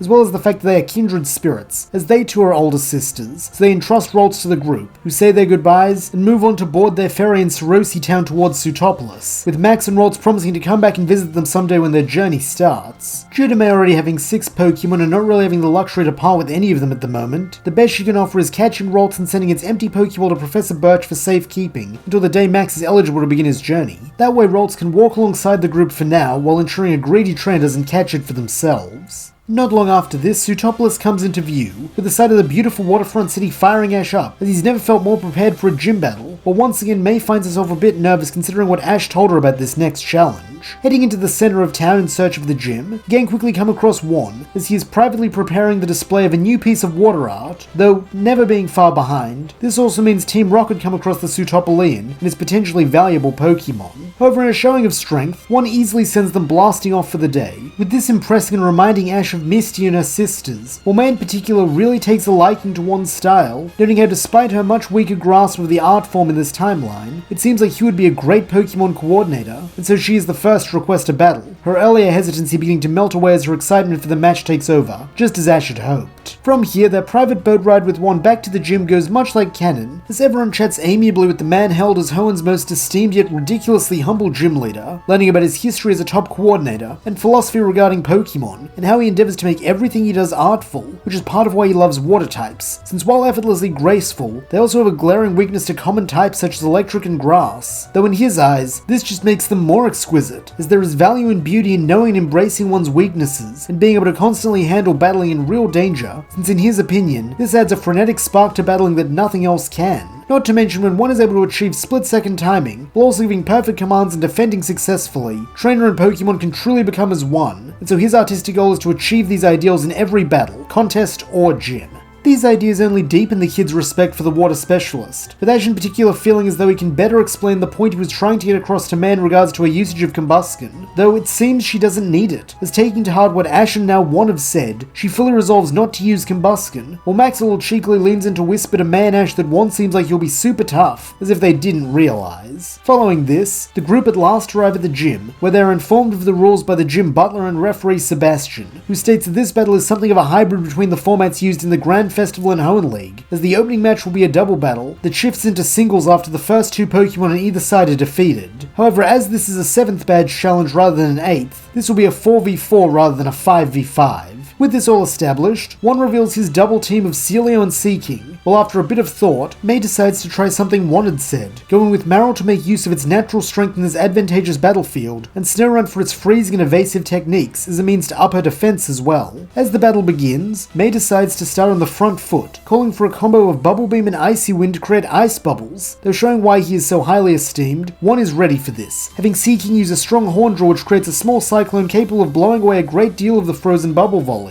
before Celio's own blizzard strikes back, forcing Marill to take shelter behind its ice-type comrade. However, refusing to be a passive party, this is not where the water type stays, as diving into the much warmer pool it begins swimming down to the depths, while Snorunt, who quite enjoys the brisk temperature, dances happily from floating platform to floating platform, leaving double-team duplicates in its wake. While this does a good job of drawing the enemy's fire, as Snorunt here is a tad stronger than its canon counterpart due to a bit more training, it also allows Marill to close in and breach the water for a play rough aimed at Celio, who is ordered to respond with an ice ball, while Seaking prepares a hyper beam. However, with its huge power, Marill easily bats this right back for big damage, creating a disruption that allows Snorunt to slow Seaking down with a surprise Icy Wind. Though putting his philosophy to use in real time, Hoenn orders a swapping of targets as the second ice ball is launched at the now revealed real Snorunt, while Seaking unleashes its hyper beam at Marill, who is given no choice but to create an Aquatal Morningstar in the hopes of protecting itself. Unfortunately, even the Demon Lord of Hoenn is no match for a point-blank blast, being sent soaring into the water where May cries out for it in worry, while Snorunt has no choice but to try and repeat Maryl's feat of strength with a headbutt against the ice ball, which is nearly as big as the ice type itself. Though, in an incredible force of will, Snorunt is indeed able to stop it, albeit at the cost of nearly all its strength, causing one to ask what they plan to do about the third one Celio sent right behind it, with his devastating attack finally downing Snorunt despite its ice resistance. However, as a droplet of hope in a bucket of growing worry, Maryl reveals itself to still very much be in the fight, surfacing with an enraged look on its face as it washes the soot from the blast off of itself while huffing and puffing. Seeing her initial two Pokemon having both been defeated, meaning the first round continues, Sebastian encourages May to make a selection to join Maryl, though to be cautious, as this will mean she will be at a disadvantage in later single matches. Nodding her understanding and taking what she's learned from the match so far as Ash would advise, May makes her next choice in the form of Kecleon, with the presence of the normal type intriguing one immediately, as he gets a feeling that May is preparing to attempt something far less amateurish this time. Proving the gym leader right almost at once, May tells Maryl to use the weakest bubble beam it can on Kecleon, subsequently turning her normal type into another water type, who feels much more at home in the pool, even showing off subtle webbing which enhances its swimming speed considerably.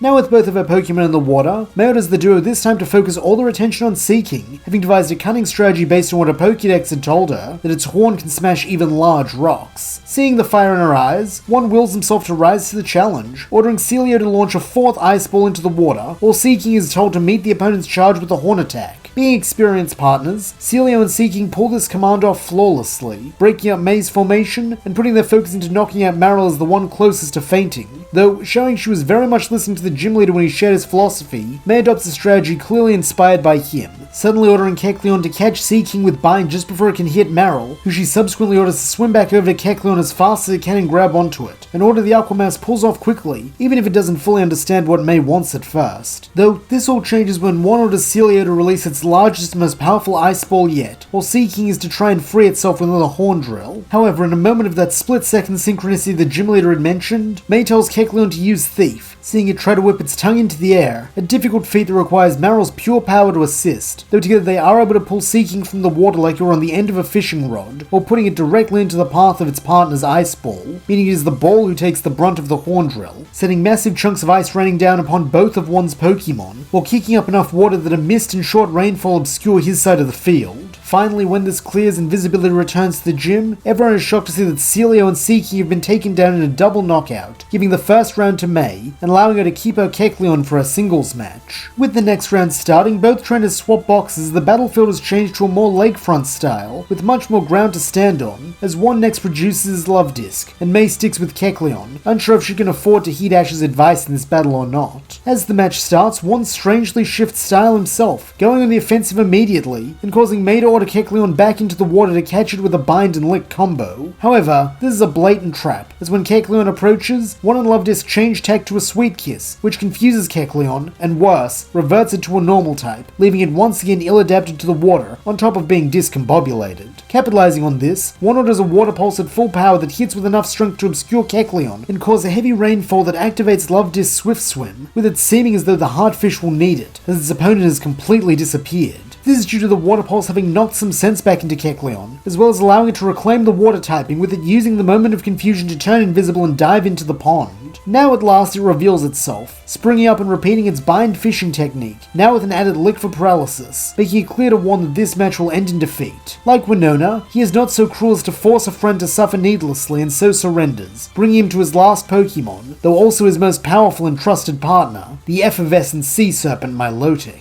In a demonstration of why it is one's ace, Milotic makes quick work of Kecleon, only needing a single hit to take out the tired chameleon, with this bringing May down to her own final Pokemon as well. After some thought and a moment of reflection on what Ash had told her, she calls on Zangoose, expressing to it both the high stakes and her immense trust in it, which even though it makes the cat ferret Pokemon nervous, causes it to focus on doing its best rather than worrying over the worst. Knowing she can't change course now, she has Zangoose get close with Quick Attack and use a Crush Claw, with the normal type dropping to all fours for extra speed, much like Pikachu showed it, to close the distance and swipe at the sea serpent with glowing claws. In response, one calls for an Iron Tail that perfectly parries the move. However, May encourages Zangoose to keep it up, having it unleash Crush Claw after Crush Claw that quickly strains Milotic's constitution and chips away at its health. Seeing the need for a more proactive strategy, one next orders Milotic to send the opponent flying with their Twister and Hydro Pump combo, trapping Zangoose in a vortex of water that Hoenn claims he's never seen a Pokemon successfully escape from. Then for good measure, Milotic also heals all the damage it has taken up to this point. Nearly robbed of all hope now, May frantically calls out for Zangoose to hold tough one final time, and then suddenly, she realizes something as the afterimage of her Pokemon fades from Hoenn's ultimate technique, only to appear perfectly fine not far from it with a slight blue glow emanating from its body and eyes, as Brock and Max cheer out excitedly that it looks like Zangoose learned Detect, meaning May has one more chance since Recover can't restore a Pokemon's defense, which in Milotic's case has been slashed by Crush Claw. Thanking her companions for their faith and support, May roars out fiercely for Zangoose to charge in for one final Crush Claw, which Hoenn again seeks to stop with an Iron Tail, resulting in a deadlock as Milotic uses its strength and size to send Zangoose shooting back into the water, where it resurfaces with swirls for eyes, and Milotic subsequently shudders and falters, falling into its belly much the same, unable to battle any further. Realizing this double knockout means her first unsuccessful gym attempt, May is prepared to take the loss, though to her surprise, Hoenn and Sebastian share a nod and smile, before the butler-turned-referee makes the ruling that as May was the winner of round 1, and round 2 was a tie, it would only make sense that she be awarded the win and her Rain Badge. At first she seems quite hesitant, partially wondering if her father would accept such a win, or make such a ruling. However, Ash and the boys all echo Hoenn's decision as completely fair, with her battle mentor in particular noting he's very proud of May and her team for achieving this without combustion, as now he thinks they're much more ready to take on Norman, with this at last convincing May to accept her badge and thank Hoenn for a great battle and important lesson. Meanwhile, Team Rocket return and pull a stupid scheme nowhere near the twerps, but even still make no money while attempting to take valuable screen time, though as this happens, our heroes go to the Pokemon Center to rest for the night, with Ash reflecting on how Hoenn battled and planning the strategy he'll use tomorrow. For the initial double battle, he chooses a team of Swellow and Claydol in a similar thought process to May's, though with aerial superiority and more power, his duo are actually able to handle Hoenn's Whelmer and Whiscash rather easily, leaving both of Ash's Pokemon for the second round completely fresh. Thanks to this, as well as having already seen Hoenn battle, Ash is actually able to practice what he preaches and refrain from using Pikachu, showing May his desire to not see Combusken in this battle was not due to its fire typing, as he is rather impressively able to command Torkoal through a strong showing against Hoenn's Pelipper that ends in a double knockout thanks to a rather crafty use of Overheat. In the final match, it is Kingdra that battles for Hoenn rather than Milotic, which Ash answers with the likes of Corphish, who like its teammates performs far more impressively than its canon counterpart, even to the point of enduring an extremely powerful water pulse from the Sea Dragon that the Red Ruffian Crustacean counters with a pincer glowing with the might of a full power Vice Grip. Like in May's final clash, these two moves create a deadlock, though this is where the similarities end, as with a cry of its name, Corphish channels the glow of its pincer the rest of the way up its arm and then across its entire body, causing it to grow larger and more dangerous looking, as Brock's prediction comes to pass, in the form of Ash's new powerful Crawdont. Wanting to show that its moveset has evolved with it, Crawdont then slices Kingdra's attack in two with a guillotine, subsequently surging through the water and ending the match in a one-hit KO that sets everyone to applauding, none more so than Hoenn, as he calls Crawdont a most magnificent water type. Meanwhile, up in the stands, Max with Roltz in his lap takes a moment to lean in and whisper to his sister, asking if she thinks she can really beat Ash. Looking confused, May asks what the boy means, to which Max explains that with the Evergrande conference coming up, they'll have to face off for real sooner or later, and after watching that battle, he's not entirely sure who he'd put his money on. Though, this is of course assuming that she and Ash can beat their dad, since now he's all that stands between them and the league. We resume as our heroes approach the final leg of their return journey to Petalburg, having already arrived back in Rustboro City within only a few days, all thanks to a speedy ride from Hoenn on his boat back to Mossdeep, which allowed them to catch another ferry, making its way westward back around Mount Chimney as with the spare time they've obtained, there is even time for a short visit to update Roxanne on their progress. Now at the midpoint and crossing through Petalburg Woods, the group has once more decided to settle into a nice spacious clearing for lunch, and at Ash's insistence, another practice battle in prep for their final gym badge, since it's finally time to have his Petalburg gym rematch, and for May to conquer her father. As is his way, Max naturally chooses this moment to butt in, reminding May that it's an unlikely outcome for either of them, insisting that his dad is even more impressive than Hoenn, and that many people are talking about him becoming a member of the Elite Four, so they'll likely be leaving without the balance badge. This snark from her baby brother only encourages May to accept Ash's challenge, since they won't be going all out, and she'd appreciate the practice, and thus she asks if this is why he wanted to speak to Professor Oak before they left Rustboro, to which the raven-haired boy nods, before adding that if she wouldn't mind, he'd like to format this spar in the same way as their Sootopolis gym battle to keep their skills and adaptability sharp, while also applying some of the ideas he discussed on the way there about better synchronization with Pokemon. Plus, with their gym challenge now almost at an end, they will soon be league rivals, and so this will likely be their last chance to train together, a point which only makes May agree more, as Max's words from the gym ring in her head about how it would be anyone's guess who would win if they got paired up in the league. Remembering the first round to be a double battle, May starts off with a new pairing of Snorunt and Lairon, expecting Ash to use the same pair from the other day, though to her surprise, he instead produces a Knockdown and Fanpy she's never seen before. From the get-go, it is immediately obvious to May that this will be a trickier and more unpredictable battle than she's used to, as while she is familiar with Ash using these typings thanks to Swellow and Claydol, his strategies with these specific Pokemon are markedly different, throwing her off and exposing her own complacency, as she had come to assume she knew how an Ash, Ground or Flying type battled. This is just what the boy had wanted her to realize, and so for her own good works hard to push his disciple to her limits, reminding her that he is an experienced trainer with several league runs under his belt already, as despite not having battled with these Pokemon for a while, he's able to command them artfully just like Hoenn. However, this is not to say that May is a helpless victim, as thanks to her own diligence and training, as well as the advantage they have typing-wise, she and her team are able to defeat the Johtonian duo by having Lairon outroll Fanpy and Snorunt play a cold trick on the sagely shiny bird. When they swap to singles, it becomes clear that these are not Ash's only substitutions, as Kingler has taken the place of Crawdont, Bayleaf Groviles, and Cyndaquil Torkoals, with the remainder of the battle going fairly evenly for both sides, a true testament to how well May has better internalized the lessons and tips from both companions and gym leaders of the region than Ash was able to in his first journey, a feat which he proudly accepts as evidence that he has done well by her, and so no longer has to be looked at as a mentor, but as a true equal, and more importantly from here on out, rival.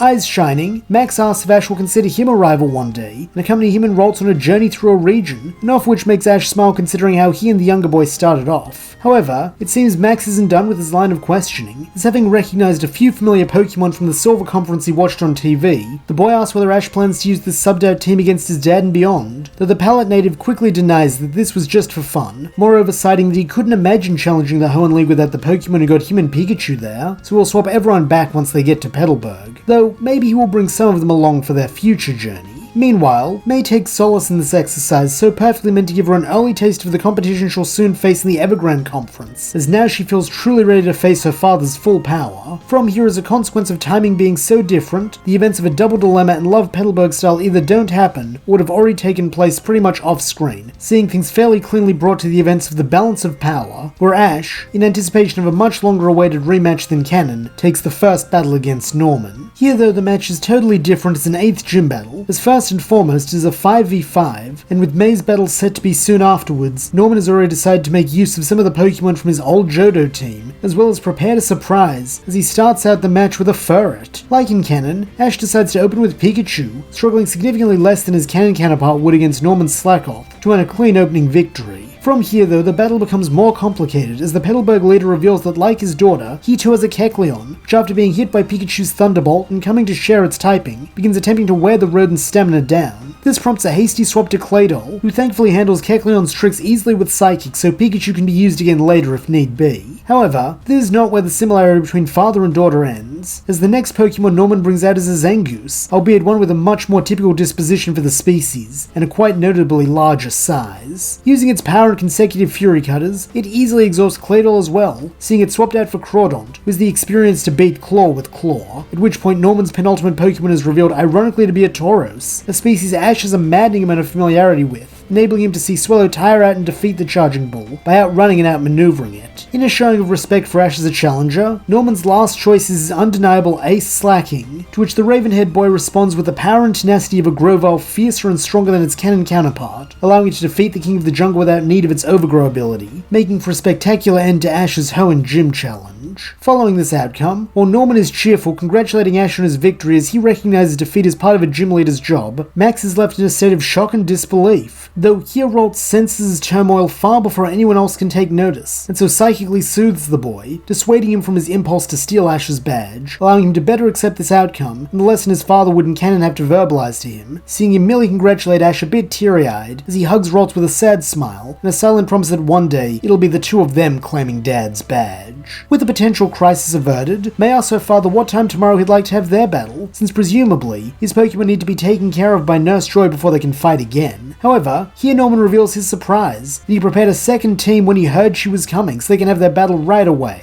He then casually passes the current belt holding his team to Caroline, who hands him a different one fully loaded and ready to go, showing just how excited he is for this battle, so that soon father and daughter are standing across from one another on the gym battlefield. As for the rules, terms, and stakes, they're exactly the same as Ash's, with Norman confidently grinning at his daughter as he urges her to show him just how much she's grown, as he releases his first Pokemon, with it being one who bears something of a resemblance to Ferret, Linoon. Like Ash did, May wants to start off strong, and while no longer feeling the need to rely on her starter as a guaranteed win, she does still open with Combusken, as it is the most tactical choice considering its fighting typing. Bursting onto the scene with a core, the fiery fowl attempts to match May's fighting spirit, while Max and Caroline cheer out loudly and proudly for both their loved ones to do their best, and Norman nods, commenting that the fire types come a long way from the baby Torchic he met last time May was here, with it having his gratitude for being such a loyal partner to his firstborn, though he hopes it knows his appreciation will come in the form of an all-out battle. Grinning right back at him, May responds that she wouldn't have it any other way. Then, in an attempt to maximize Combusken's speed and deal some damage, she calls for her friend to unleash a flame-charged double-kick combo that sees the firefighting type zoom towards Linoon, while leaving flaming footprints as it tries to kick the very air for propulsion. Truthfully, Norman is impressed by this speedy combo, seeing Ash's influence clearly, though having fought the boy already, he is quick to counter with a belly drum, which sees Linoon stand on its hind legs and strike itself roughly to leave an angry red bruise in its stomach, while a similar coloured aura leaks off it to signify its attack having skyrocketed to the max. This is an awfully risky play, sacrificing half of the slender normal type's endurance while Combusken bears down upon it, though the payoff is easily worth it, as before the fire type can even lay a talon upon Linoon, it unleashes an extreme speed which more than lives up to the name, dodging Combusken's combo and striking it head on, so that it is the chicken who goes skidding back. Shifting gears to fight at long range, May next calls for an overheat, seeing a massive fireball launched in Linoon's general path that will force it to divert, leaving it exposed to a follow-up attack from Combusken. Though prepared for such a situation, Linoon is instead ordered to burrow under the attack with Dig. However, unwilling to squander this opportunity, May tells Combusken to use the combo again, seeing it catch up to and then consume the flames of overheat as it attempts to barrel into Linoon, who is only halfway into its hole. Knowing this will mean the worst if it hits, Norman orders the Thunderwave to try and offer some wiggle room and a weakness to exploit, but thanks to dealing with paralysis so often with Pikachu as a battle mentor, Combusken simply decides to ground itself and its opponent by powerfully diving into the hole Linoon was burrowing to perform a flaming tackle. In the wake of this, a plume of black smoke erupts from the hole, though when it fades, a very tired-looking Combusken emerges, lugging a swirly-eyed Linoon over its shoulder as the first match is given to May. This causes everyone, including Norman, to cheer and encourage her, but this reprieve is a brief one, as after thanking his first Pokemon, the gym leader reveals his second in Spinder. Being only mildly familiar with the species, May takes a moment to use her Pokédex, then subsequently decides that by the looks of things, it'll be wisest to continue using Combusken's fighting typing and speed buffs to go all out. However, when the match begins, it's clear Spinder's tempo is far different from Linoon's, as when May instructs her partner to close in and use Double Kick, the dizzy little Ursid can do little to respond as it is struck once in the gut with Combusken's foot. However, this is just what Norman wants, as he cries for Tita Dance, causing Spinder to begin swaying in a manner that sets a confused look to Combusken's eyes, before it can execute the second kick. Then, if this were not bad enough, when the kick is launched, it is not the normal type, but rather up into its own face, seeing the firefowl squawk in shock as it dazedly looks around for who's attacking it. Such befuddlement during an important battle instantly sends a worried shiver down May's spine, and while Norman takes no pleasure in exploiting his child's fear, in keeping with his promise to her, he has Spinder pile on hypnosis, which in turn causes Combusken to slump onto its rump completely asleep.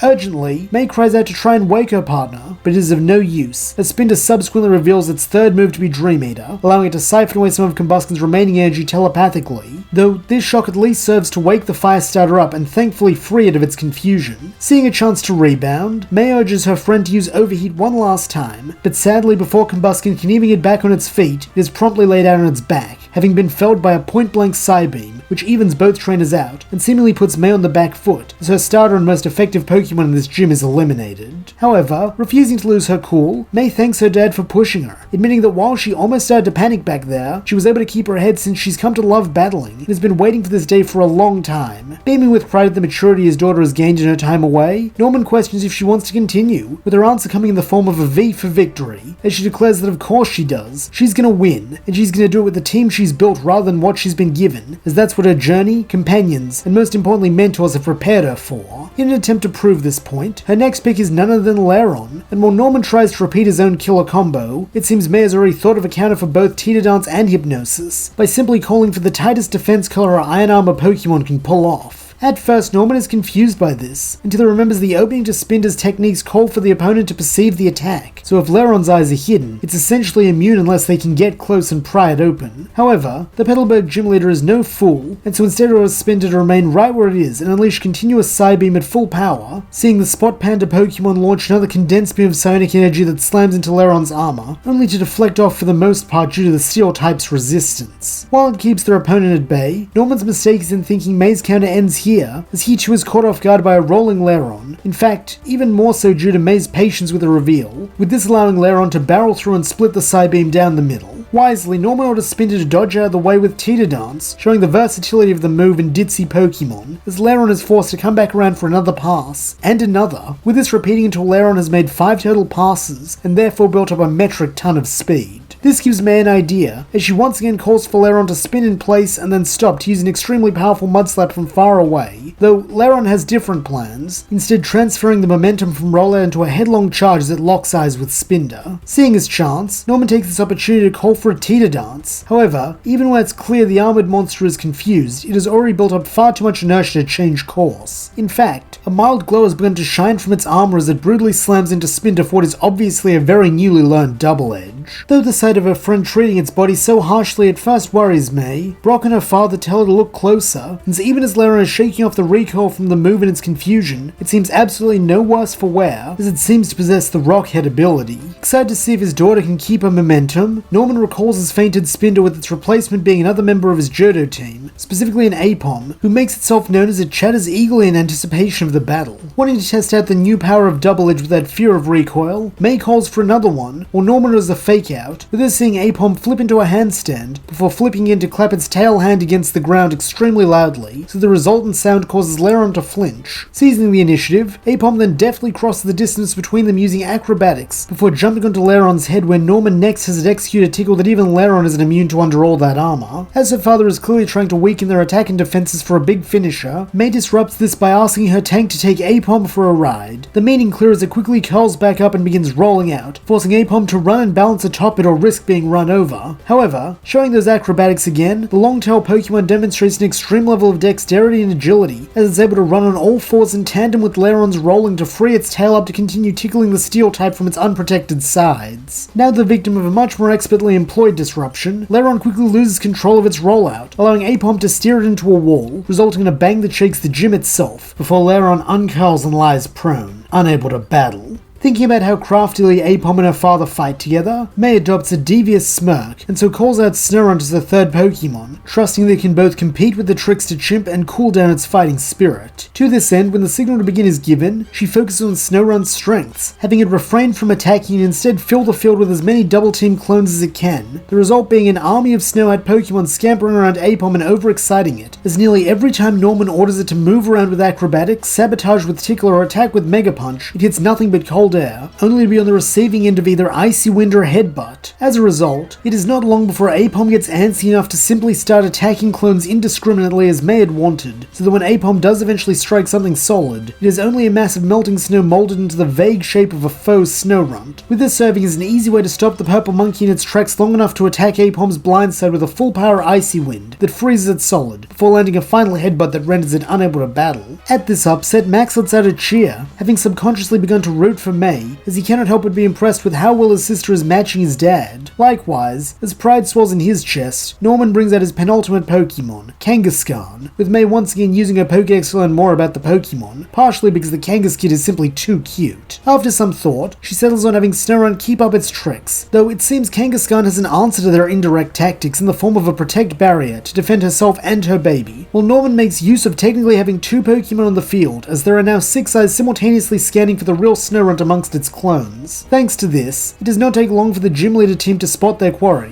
and in a testament to the strength of Norman's old friend, down the ice type in one hit. Recalling the snow cone with her thanks, May's next choice is Kecleon, which Norman admits he's rather excited to battle, since he'd love to have it train with his own sometime in the future, while in turn May smiles that she'd like that too, reflecting on how it seems his is much more of a special attacker, though she keeps this observation to herself, not being so naive as to tip her opponent off to how her Kecleon fights. Instead, when Norman calls again for Protect, she she orders a long-distance bind that sees Kecleon lash its tongue against the shield only to fail, at least seemingly, as when the shield falters, May just as quickly orders the normal type to use Thief on the Kangaskid, the very suggestion of which causes its mother to go into a frenzied and hysterical state, just as the Pokédex had warned. Thanks to this, Norman begins struggling to command Kangaskhan as it becomes overprotective of its baby and trying to keep Kecleon from stealing it away, with the gym leader calling May's attempt a clever one, though speaking from experience, when a parent feels their child is in danger, there is nothing they won't do to protect them, so he's afraid this trick won't work. However, it seems Norman has failed to factor in one crucial detail. As growing frustrated with its mother's mollycoddling, the Kangaskid leaps out of the pouch and charges Kecleon, with May grinning that when a child wants to prove themselves to their parent, they'll do some pretty daring stuff too. Unfortunately, it seems the Kangaskid will not be given its moment of glory, as on May's command, Kecleon promptly turns invisible and hops into Kangaskhan's pouch. Thinking this is the return of its Joey, the maternal marsupial wastes no time in raising its Protect, only to be horrified at the revelation that it is now the one keeping its child out. However, this is not an issue Kangaskhan must deal with for long, as Kecleon uses this moment to reappear in a most disconcerting manner atop Kangaskhan's face, causing it to faint from shock and thus bring Norman down to his final battler as he recalls both mother and child. For the aforementioned final pick, Norman brings forth a true surprise in a second slacking, as May hadn't expected her dad to evolve Vigoroth just to take her on the same day he did Ash. Nonetheless, knowing the terror the lazy Pokemon can be, she tells Kecleon they'll have to be even more careful this time, even going so far as to have the lizard give itself a little lick to turn into a ghost type, in the hope that this will render it untouchable. However, this is not the only benefit, as by drawing on the spectral powers of the underworld, Kecleon's invisibility becomes even stronger, allowing it to try for another surprise attack, though reminding all assembled why he is in contention for an Elite Four spot. Norman confidently tells Slacking to use Yawn, which it indeed does with gusto, though it is much more of a sleepy bellow than a yawn, with the result being a noise that no amount of ghostly power can ignore, so that soon Kecleon is asleep before it can launch any kind of attack. Feeling the tension rising now as Kecleon is normal type once more, May urgently calls out to it, hoping it will wake up in the short window where Slacking is loafing around picking its nose. Unfortunately, here she is not so lucky, meaning that once Truant expires, the bulky bruiser is able to launch a Gigi Impact which pancakes Kecleon against a wall, and unsurprisingly ends its tenure in this battle.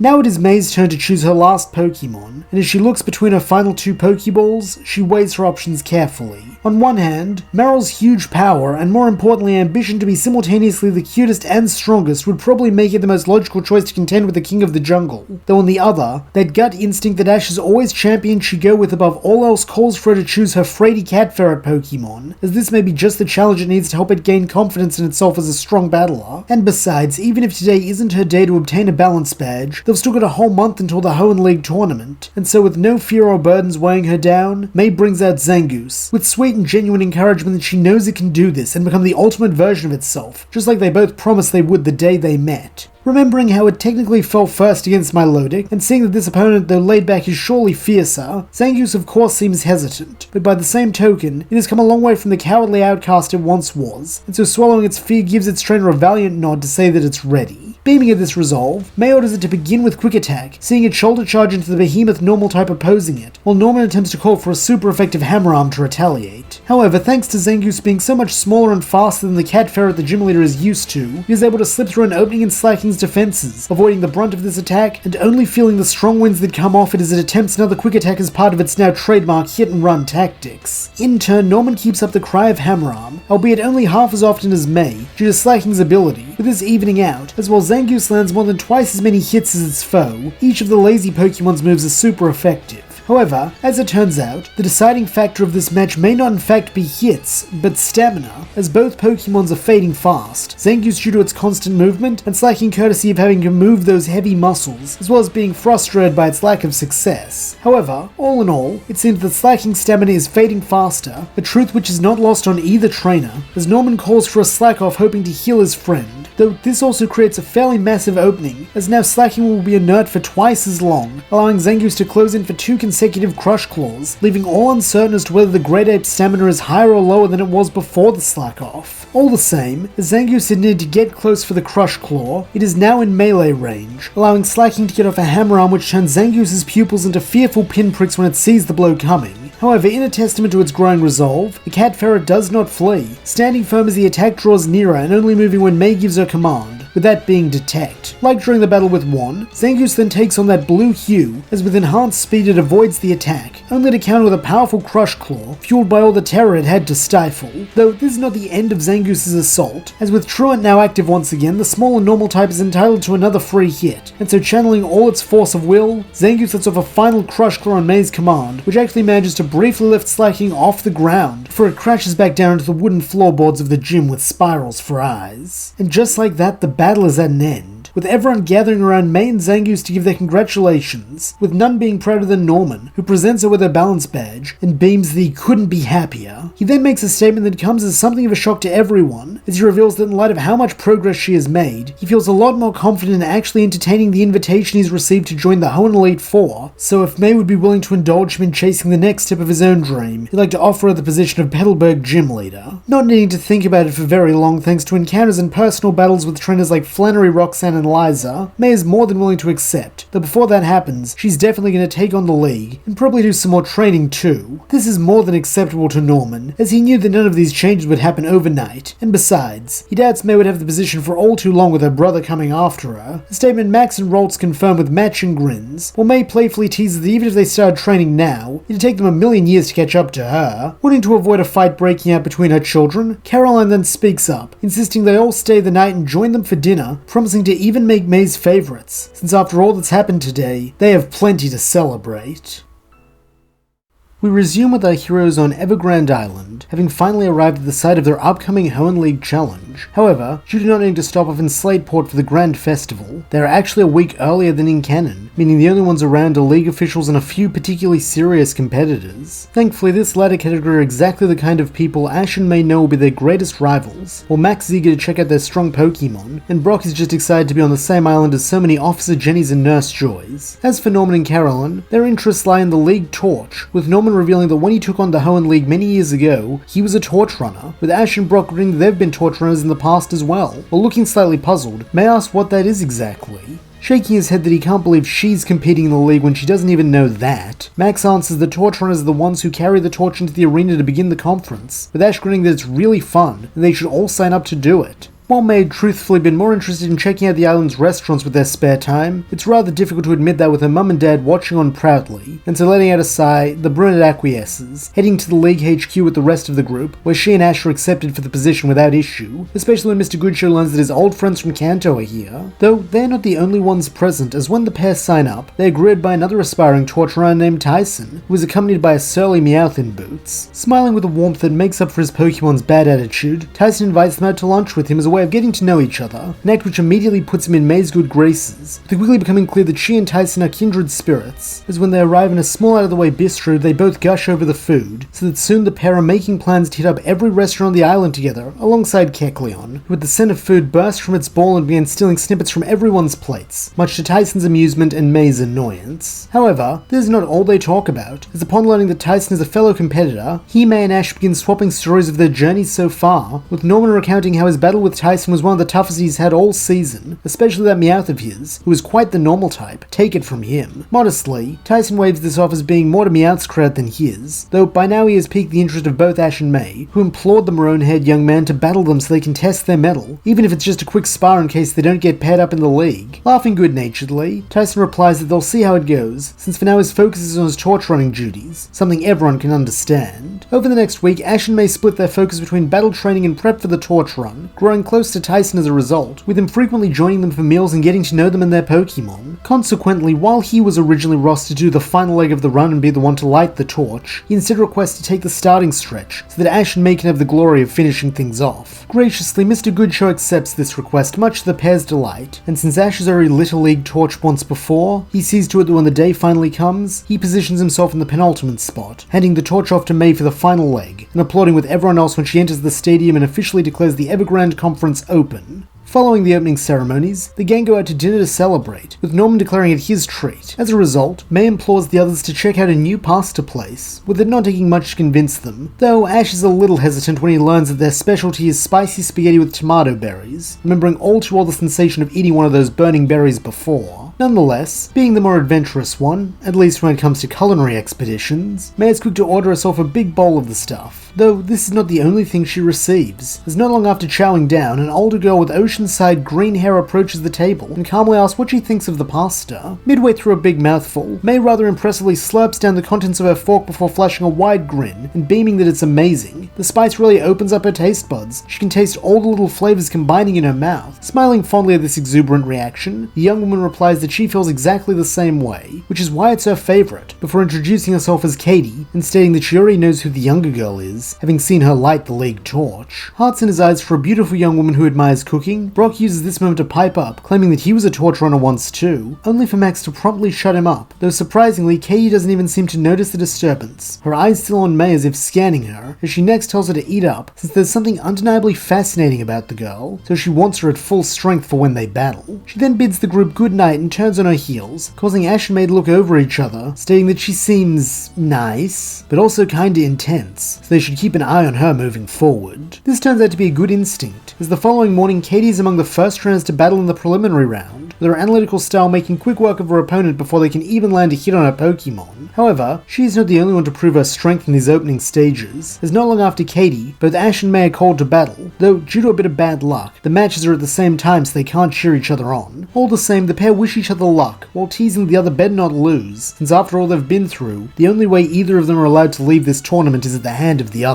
For his opponent, Ash finds himself paired up against Jump and his Electabuzz, though this is no problem, as having registered to use Pikachu as his opener, it quickly turns into an electric-type duel, and when sparks fly, the spunky and Cantonian rodent is always gonna come out on top. As for May, she gets Ash's canon opponent in Gilbert and his Hitmonlee, and like her friend has decided that she wants to start her league run with her starter, meaning it is Kicking Fiend versus Fiery Fowl. Taking the first move, Gilbert commands Hitmonlee to trip Combusken with a rolling kick, though demonstrating its own fleet footwork, the fire starter deftly leaps over this before launching an overheat downwards that makes the fighting type wince. Nonetheless, Gilbert is not out of tricks, having his partner cancel the rolling kick and transition into a mega kick, seeing the coiled leg of Hitmonlee suddenly snake backwards to strike Combusken in the back, sending it tumbling to the ground as the boy had intended. Pressing the advantage, Gilbert next has Hitmonlee attempt another mega kick, this time as a stomp, though proving what a tenacious pair they have become in their travels, May has Combusken roll out of the way with a flame charge, so that Hitmonlee's foot gets buried in the ground. Then before it can get free, the Firebird comes back in to strike it head on, sending it bungeeing away, before being forced back by the elasticity of its leg, right into Combusken's waiting arms, or rather, beak, delivering a sudden stop peck that has Hitmonlee seeing stars, while the ref declares it unable to battle, advancing May to the top 264.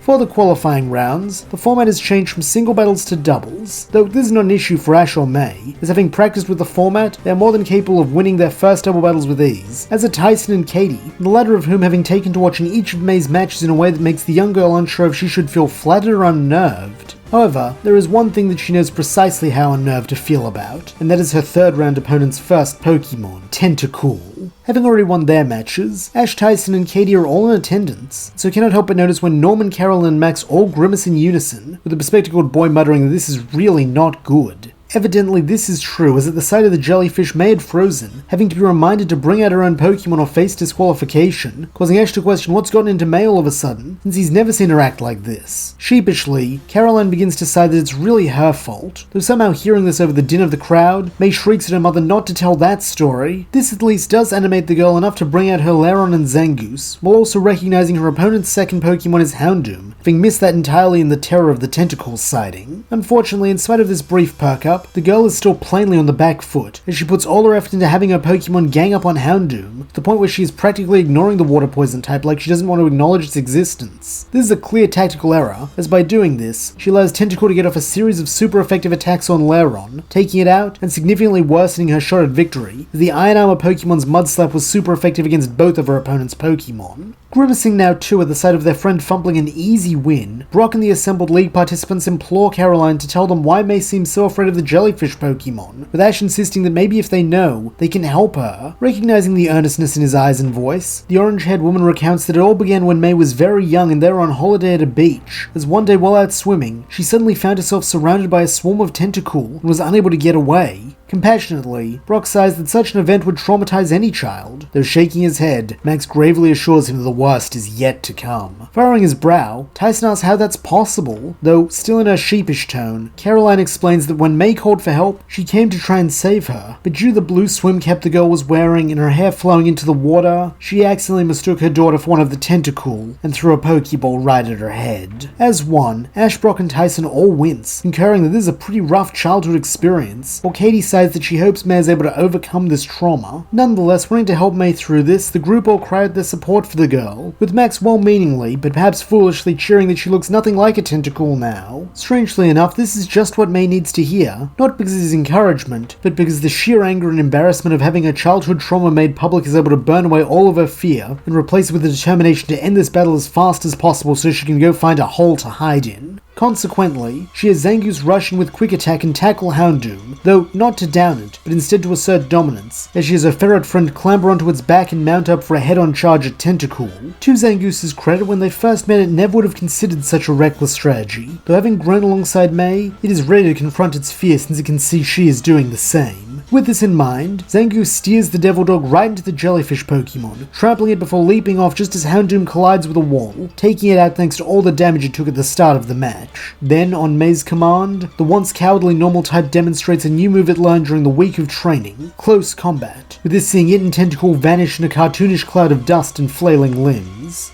Finally, after what feels like forever, the dust settles, and from it emerges Zangoose holding Tentacool aloft on one of its claws, demonstrating for all to see that together, both it and May have conquered their fears at last. In the euphoria of victory, May is willing to forgive her family for telling the beach story, though it doesn't hurt that there's a new ice cream van parked just outside the stadium, meaning everyone can enjoy a sweet treat as she, Ash, Tyson, and Katie swap stories of their battles, while the others add their thoughts and insights, along with a solid amount of praise for the young battlers. With this, the final qualifying round is set to begin, in which the contestants will be halved once again, with those who survive being granted entry into the victory tournament. For his match, Ash faces off against a muscle-bound young man named Gavin, whose Marchap and Marowak are no match for Crawdont and Claydol, while May finds herself paired up with a young man known as Clark the Conductor, a pretentious battler, but one who is considered to have good odds of winning the league. For their match, Clark chooses to use his Charizard and Quilava, while May goes with Marill and Snorunt, causing Clark to pompously declare that this match won't even make it past the Overture, as he commands his pair to use Steel Wing and Flame Wheel respectively. With a whip from his conductor's baton, the two fire types are off, though being ready for them, May has a counter in place, instructing Snorunt to use Double Team to thwart Quilava who is coming for it, while Marill is to meet Steel Wing with Aqua Tail. Noting their understanding, the two Pokemon then set about their work, though while Snorunt is able to avoid Quilava, when Tail and Wing collide,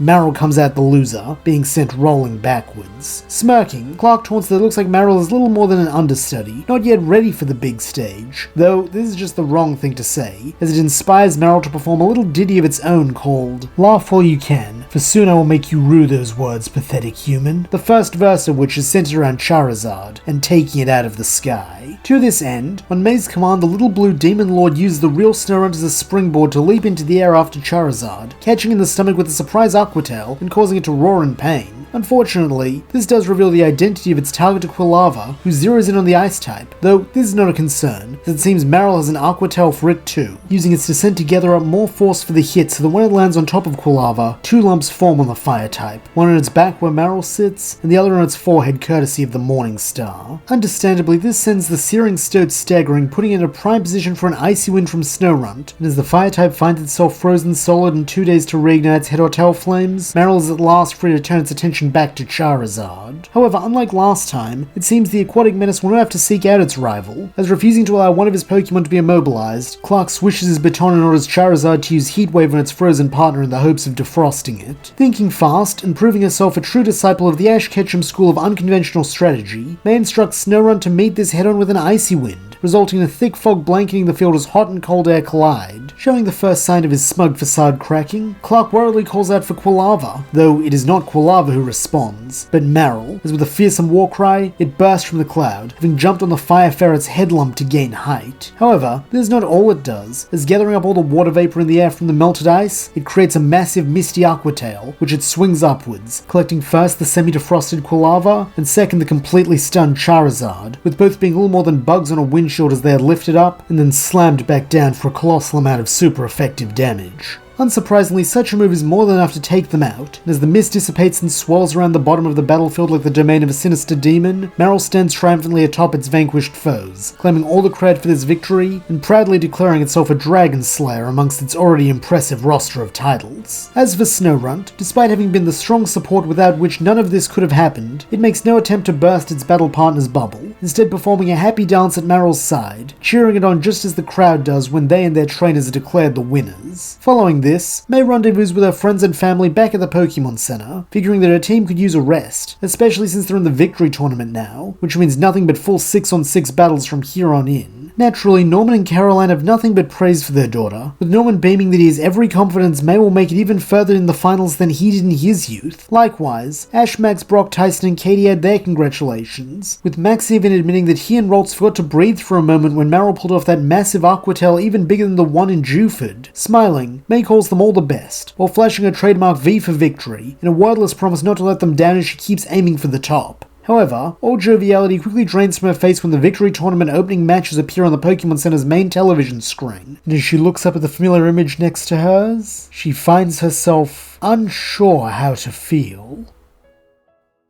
Stepping forward, Katie lays a hand on May's shoulder, cool excitement to her voice as she states that it seems the two of them will be facing off for the right to advance to the top 16. A little nervously, May agrees, as while she knew sooner or later she'd have to battle a friend, that doesn't mean she has to be happy about it, since they all worked so hard to get here, and now it'll be her fault if Katie's journey ends in disappointment. Recognizing this from the look in the girl's eyes, Ash then steps in, asking if he can have a private word with his student before pulling her outside. A little concerned, May asks what's up, though calmly, Ash replies that he knows what she's going through, since during his first league he became really good friends with a young trainer named Richie, but eventually they were paired up to battle. At the time he was really conflicted about it, just like she is, but then he and Richie talked, and realized the best thing they could do was battle their hardest out there as a sign of respect. That way when the dust settled they could both be proud of themselves. Clearing her throat a little, May admits that she hadn't thought about it like that, before quickly feeling a smile form on her lips as she declares that Ash is right. The best thing she can do is go all out against her rival, since that's what Katie herself said she wanted when they first met. Confidence definitely returning now, the brunette then prepares to run back inside, though before she goes she does have one question for Ash. Did he win his battle with Richie? To which the boy rubs the back of his head and laughs that actually Richie won, though he learned a lot from that battle, and he and Richie are still good friends, so he has no regrets when he looks back on his first league.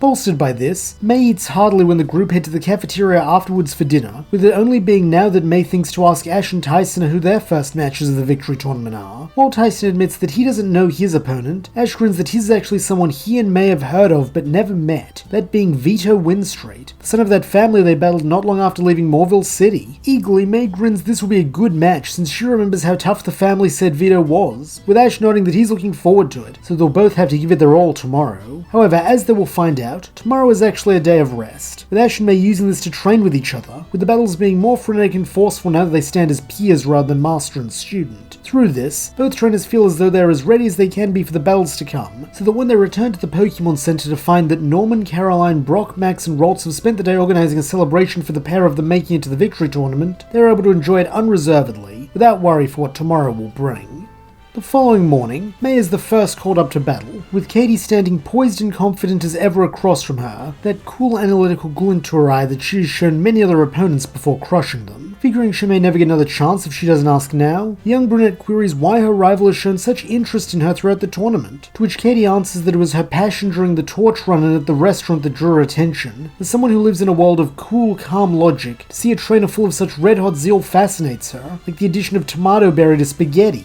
Truthfully, May does not know what she'd been expecting, though it certainly wasn't to be compared to food, so that when she calls her Kecleon out onto the grassy battlefield, it is with an expression somewhere between amusement and bemusement. In response, Katie chooses her Scizor, having seemingly predicted May's plan, as when the girl from Petalburg tells her normal type to run into the nearby patch of tall grass and use that as cover to become invisible, Katie as Scizor uses claws like secateurs to chop down the grass and remove its utility as a hiding spot. Fortunately, by the time Scizor is able to cross the field and begin its pruning, Kecleon has already vanished, with this causing the smallest bead of sweat to appear on the logical girl's brow as the only sign that she is rattled, being one who is unaccustomed to her strategies failing. However, this is nothing to the shock that comes a moment later when Kecleon's tongue lashes out from behind the steelbug for a carefully executed thief. In this case, the thing it meant to steal is Sizzle's ability to remain upright, wrapping its tongue around the Jotonian Pokemon's leg, and then rapidly retracting it, so that Sizzle crashes face first into the grass, and then is pulled back across it like a plow, leaving a deep furrow that exposes the underlying dirt. Nonetheless, Katie is not known as Cool Beauty for nothing. As maintaining her calm, she has her Pinsir Pokemon wait until it is brought in close, before enacting a clever riposte in the form of its Rock-type hidden power. Or normally this is just meant to be a counter against the Fire types that Scizor is quad weak to, here it has another purpose. As having studied May's Pokemon well, Katie is very familiar with Kecleon's color change and how to exploit it. In this case by turning into a Rock type with a point-blank hit that ignores invisibility by simply following the sightline of the chameleon's tongue. Then, once this staggering blow has made it visible again, hitting it with a follow-up Metal Claw that has become super effective. Such a combo is enough to knock the former normal type out cold. As May recalls it with a look of shock, Katie calmly reminds her that she's been observing her all conference, so while she does find her fascinating, she's going to take everything she's learned and use it to defeat her. It is afternoon by the time Ash's match is set to begin, with he and Vito Winstrade making their way to the field while his friends watch from the stands calling out their encouragement. Eagerly, the raven-haired boy tells his opponent that he's excited to finally meet him in battle after facing his family, to which the green-haired young man nods that he's glad to hear his family have kept up that old battling tradition without him, since while he misses them dearly, he's doing his best to grow even stronger and make them proud. With this declaration, Vito decides to start big, rather literally, as when the battlefield opens up as water, he brings out his Wailord whose massive size takes up the majority of the pool. Seeing this also means many of the floating platforms have either been submerged under Wailord's body or displaced to the side where they're useless, Ash decides to go with a Pokemon who doesn't need them, Swellow, having it take to the air and attack from above with Aerial Ace. Due to being so lumbering and also one of the biggest targets in the Pokemon world, Wailord would be unable to dodge even if Aerial Ace's effect did not prevent this, with it taking several painful-looking pecks and scratches to its big blue back as this Aerial Ace is changed into Quick Attack. Nonetheless, Ash does not let this early victory go to his head, wisely having Swellow follow up with Double Team, figuring that Vito might be preparing a counterattack as they speak, though to his surprise, the easygoing young man seems quite content to just watch Ash and Swellow go. While this might be a trap, Ash also recognizes that he cannot win this battle by hiding from his opponent's strategy, with this spurring him on to call for another Aerial Ace as his small army of Swellows rain down blows upon Wailord. This at last earns a Warble from the Float Whale Pokemon, and while Ash initially believes it to be a cry of pain, Vito seems to disagree, instead nodding that his old buddy is right before calling for rollout. Briefly, Ash wonders how a pill-shaped Pokemon can roll, wondering if maybe it does so side to side like a rolling pin, though the truth is far more surprising, as with a heavy grunt, Wailord launches forward so that it is standing on its head like a seal balancing on a ball. Then with another grunt, it tumbles forwards into the water, its long back casting a shadow that even reaches Ash. In such an instant, not being able to tell which is the real Swellow is largely irrelevant, as the water type simply crushes them all, with the resultant crash as it hits the water being enough to send a large portion of the pool's contents flowing over the edge. One such overflow is Swellow itself, as after being crushed by a nearly 900-pound whale and then forcibly submerged, it is unsurprisingly unconscious, forcing Ash to swap it out with Crawdon taking its place. Figuring maybe he should fight water with water, at least in terms of typing, he has his rogue Pokemon lunge at Wailord's now exposed belly and attempt a guillotine to end things quickly. However, nothing can be so easy, as on Vito's cry, Wailord submerges itself fully in order to turn right way up, then launches a water spout that has enough strength to keep its form and power even underwater. As a result, Crawdon doesn't even get close to the float whale, instead being sent shooting upwards by the force of the water blast, all the while screeching its name and flailing its pincers as proof that even evolution could not tone down its large personality.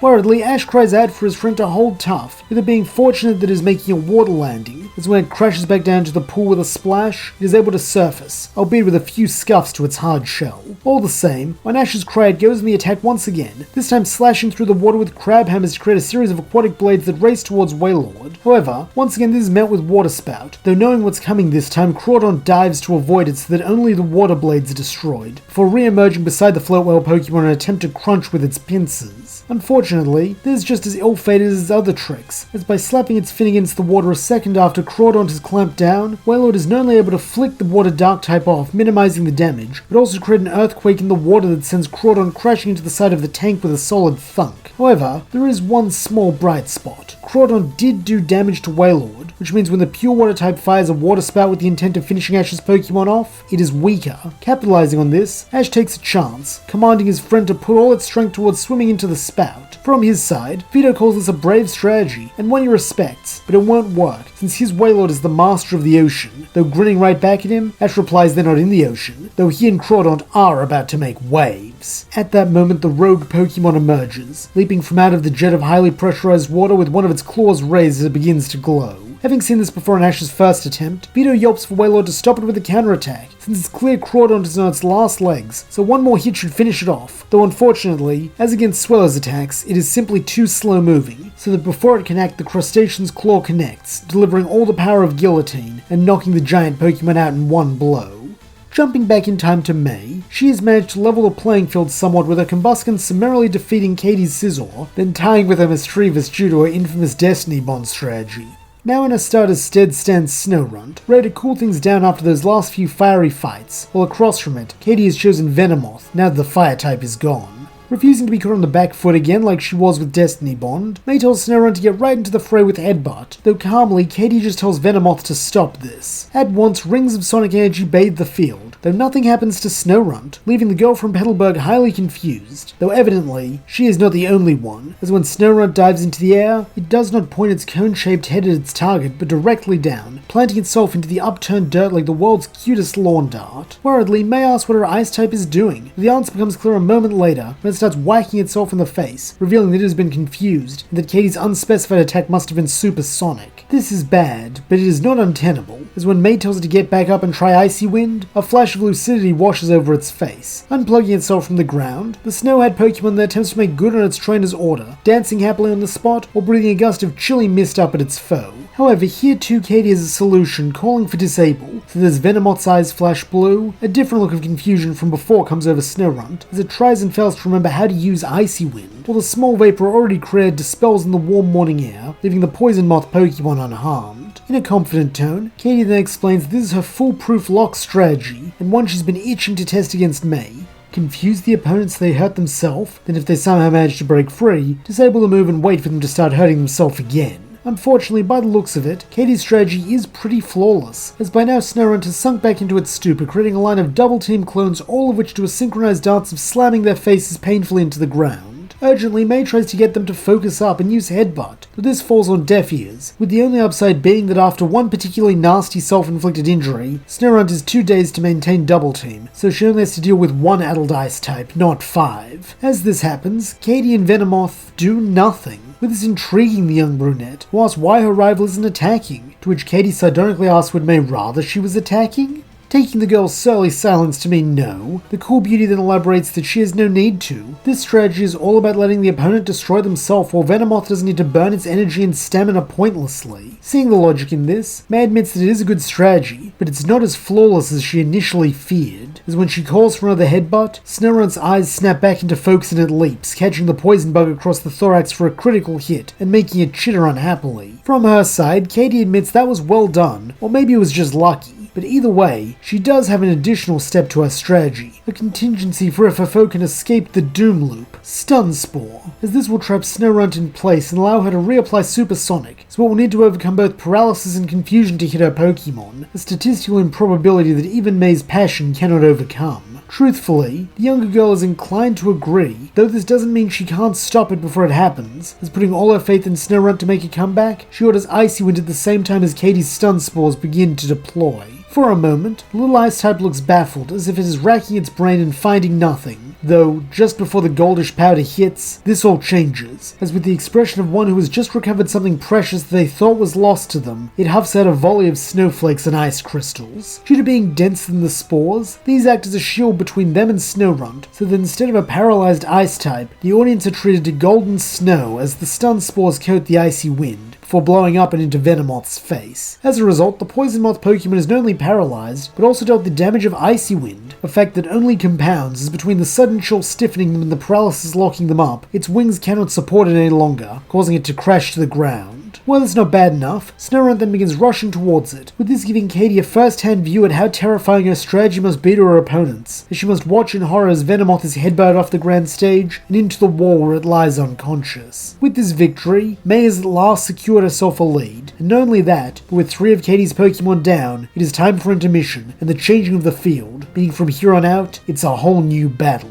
Speaking of new battles, since we left him, Ash has had a few, as following his victory over Wailord, Crawdont unfortunately fell to Shiftry. This was avenged by Grovyle, who sent the Tengu packing. In turn, Grovyle was then defeated by Vito's Alakazam, necessitating a field change to Ice, upon which the first new match occurred, as Vito used Dodrio and Ash called on Claydol. Thanks to its Titanic status, the ancient golem made short work of the bird, and even tied with its fellow Psychic type when Alakazam returned to the field, making the next match Pikachu vs Manectric. Unsurprisingly, Ash's best buddy proved himself the undeniably superior electric type, though this reign was short-lived, as when Vito brought out Steelix, Pikachu had no chance, as with no Iron Tail, all his moves were either completely ineffectual, or so heavily resisted they may as well have been. And so it is that now the final match begins, Torkoal vs Steelix. Though this is not just any battle, as upon spotting Steelix, Torkoal bursts into tears, evidently terrified of its opponent. Due to his strong bond with his Pokemon, Ash has a hunch as to why this might be, and so asks Vito if he possibly caught that Steelix in the Valley of Steel not far from his home.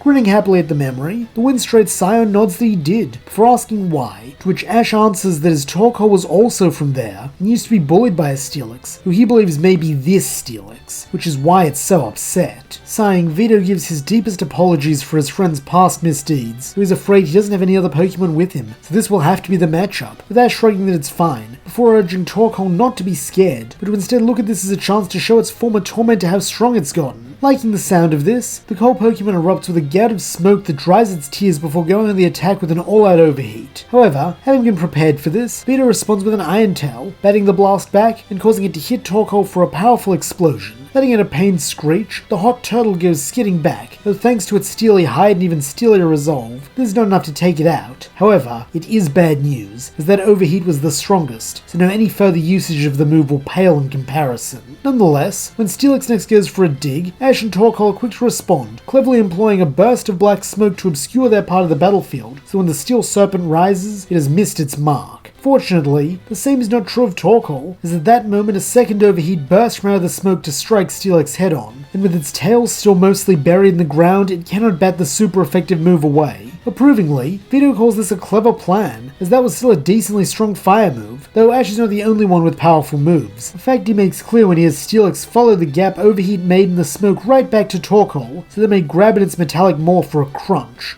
Desperately, Ash gives the only command he can, Iron Defense, with the tortoise obediently coating itself in steely sheen, so that as the Iron Snake Pokemon chomps down, it becomes a contest of unstoppable offense against unyielding defense. However, while the defense will not yield, it can still be crushed, a fact Torkoal becomes aware of as the tombstone teeth of Steelix gnash against its back and underbelly. From the looks of things, it seems the fire type won't be able to take much more of this, with the Iron Defense being the only reason it isn't unconscious already. Though refusing to accept defeat, Ash makes an audacious call, telling Torkoal to turn round in Steelix's mouth so that it is facing inwards. This is a truly terrifying prospect for Torkoal, as it will literally be facing the belly of the beast and staring down the barrel of the Pokemon it fears most, with Ash recognizing just how big an ask this is. However, by the same token, he has every faith that Torkoal can do this, telling the fire type as much and claiming that it is braver than it thinks. At first, it seems this encouragement is insufficient, as it bawls in fright and pain as Steelix's teeth continue to bear down upon it, though when its terrified eyes fall upon Ash's and see the resolve blazing in them, it steels itself and slowly begins to turn. Recognizing what his rival is planning, Vito tries to tell his Serpent to spit the other Pokemon out, though it seems it is already too late, as having moved into position, Torkoal braces itself, then on Ash's cry launches an overheat right down Steelix's gullet. Due to this being a place attacks do not normally go, the Steel Ground type is hit for catastrophic damage, far more than even something as big as it can take, with it coughing up plumes of black smoke, while Torkoal tumbles from its lips and back onto the icy battlefield which has been rather churned up by Steelix's dig, creating a series of slip and slides that carry the fire type safely down to the ground. However, the same cannot be said for the Steel Ground type, as with a final cough it falls forward to lie in front of Torkoal, its eyes now bearing the fear the fire type had for it in a strange reversal of their fortunes. However, this is not long lasting, as a moment later they turn to spirals, while Torkoal stands proud, its trademark tears now being ones of joy, as it beat its old foe and secured Ash a spot in the top 16. Back on the rock battlefield with May, her own top 16 dreams hang in the balance, as she now brings out Lairon to face Katie's Walrein, having lost Snorunt, Marill and Zangoose, albeit after they each put up a good fight taking out her rivals Dugtrio and Golduck. From the outset, it is clear this will be a tough battle, as while Walrein is weak to Lairon's rock typing, it is in turn vulnerable to Walrein's water. Figuring proactivity has worked in her favour before, May chooses to start things off again, calling for a rollout, though here Katie has a defence, using Ice Beam to create a solid wall of ice so thick that Lairon bounces right off it, depleting its momentum and leaving it sprawled on its back. Nonetheless, this does not stop the Iron Armor Pokemon, with it simply getting back up and rolling again, this time taking pains to veer around the ice wall and crash right into another, as it seems Walrein can create them with impressive speed for how sturdy they are. Once again, this results in bouncing off the icy structure without even leaving a crack, though this does leave the first inklings of a crack in May's calm, as if she cannot get to Walrein, how is she supposed to beat it? To make matters worse, the Water-Ice type has no trouble getting to Lairon, as by firing off a Hydro Pump, it is able to hit it while it's down, sending it crashing into a nearby rocky outcropping and bouncing off. However, rather than discourage May, this gives her an idea, with her telling Lairon to use Rollout again, while giving it a very specific route to use. While to the outside observer, this might just appear as an attempt to reach a point Ice Beam can't land, or worse, an act of desperation from a worn-out battler, is actually something far more, so that when Ice Beam creates another wall, May doesn't miss a beat, having Lairon change heading and roll towards another point she has specified. As this happens, Katie continues to hold her rival at bay with Ice Wall after Ice Wall, so that soon a dozen or so of them stand like sentinels between May and her target. Curiously, the green-haired young woman then asks if May is ready to concede yet, since while this was a good fight, her defensive strategy is impenetrable. However, rather than the dejection she expected, Katie is met with a grin, as May retorts that actually she's ready to win, since she's been setting things in motion so that Katie's defenses will be the instrument of her victory. At this declaration, she has Lairon use its fully empowered rollout, though not to charge at Walrein as it has before, but to lunge headfirst into an ice wall. Like the other impacts, it holds firm and forces the steel rock type to bounce off, though this is just what the girl wants, as Lairon ricochets from the first wall to another, and then another, and then another, picking up momentum all the while. Suddenly, everyone understands what May has done, as by using her eye for aesthetic and positioning that in another life would have made her a great coordinator, she has tricked Katie into placing ice walls in the exact locations she wanted, so Lairon can pinball right into Walrein for super effective and super speedy damage.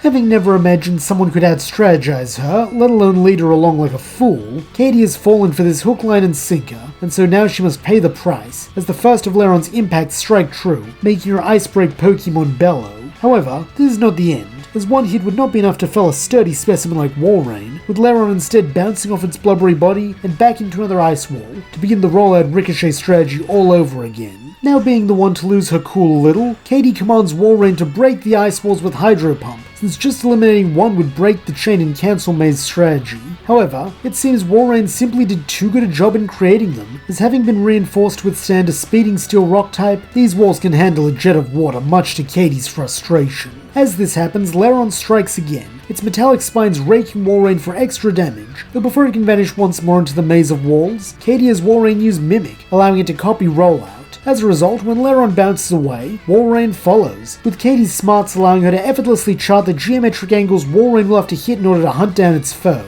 By now, the walls are beginning to crack, as Walrein is a good bit heavier than Lairon, meaning its impacts do damage their structural integrity, with May realizing that if she wants to win with this strategy, she has to do it now. To this end, she commands Lairon to stop running and begin closing in on Walrein again for a direct collision, a challenge Katie welcomes, as math would dictate Walrein's mass plus momentum will overpower Lairon's and give her the win. However, just because May said she wanted a collision does not mean she meant a head-to-head one, as at the last second, she has Lairon change course, striking not Walrein, but an ice wall adjacent to it, so that it bounces back to hit the Ice Break Pokemon in the flank, while it deals no damage in return. Due to the surprising nature of this, the Water Ice type is thrown out of Rollout and down onto its back, much like its foe was at the start of the battle, though unlike Lairon, it does not get back up, making Lairon the winner of this match, and May the winner of the battle. As this is called, the twin-tailed girl lets out a cheer and runs onto the rocky field to hug Lairon, calling it the greatest, while Katie applauds from her trainer box, smiling softly that a part of her is glad passion won out over cool logic, as it reminds her there are still unexpected variables to explore, so for that and a remarkable battle, she thanks May.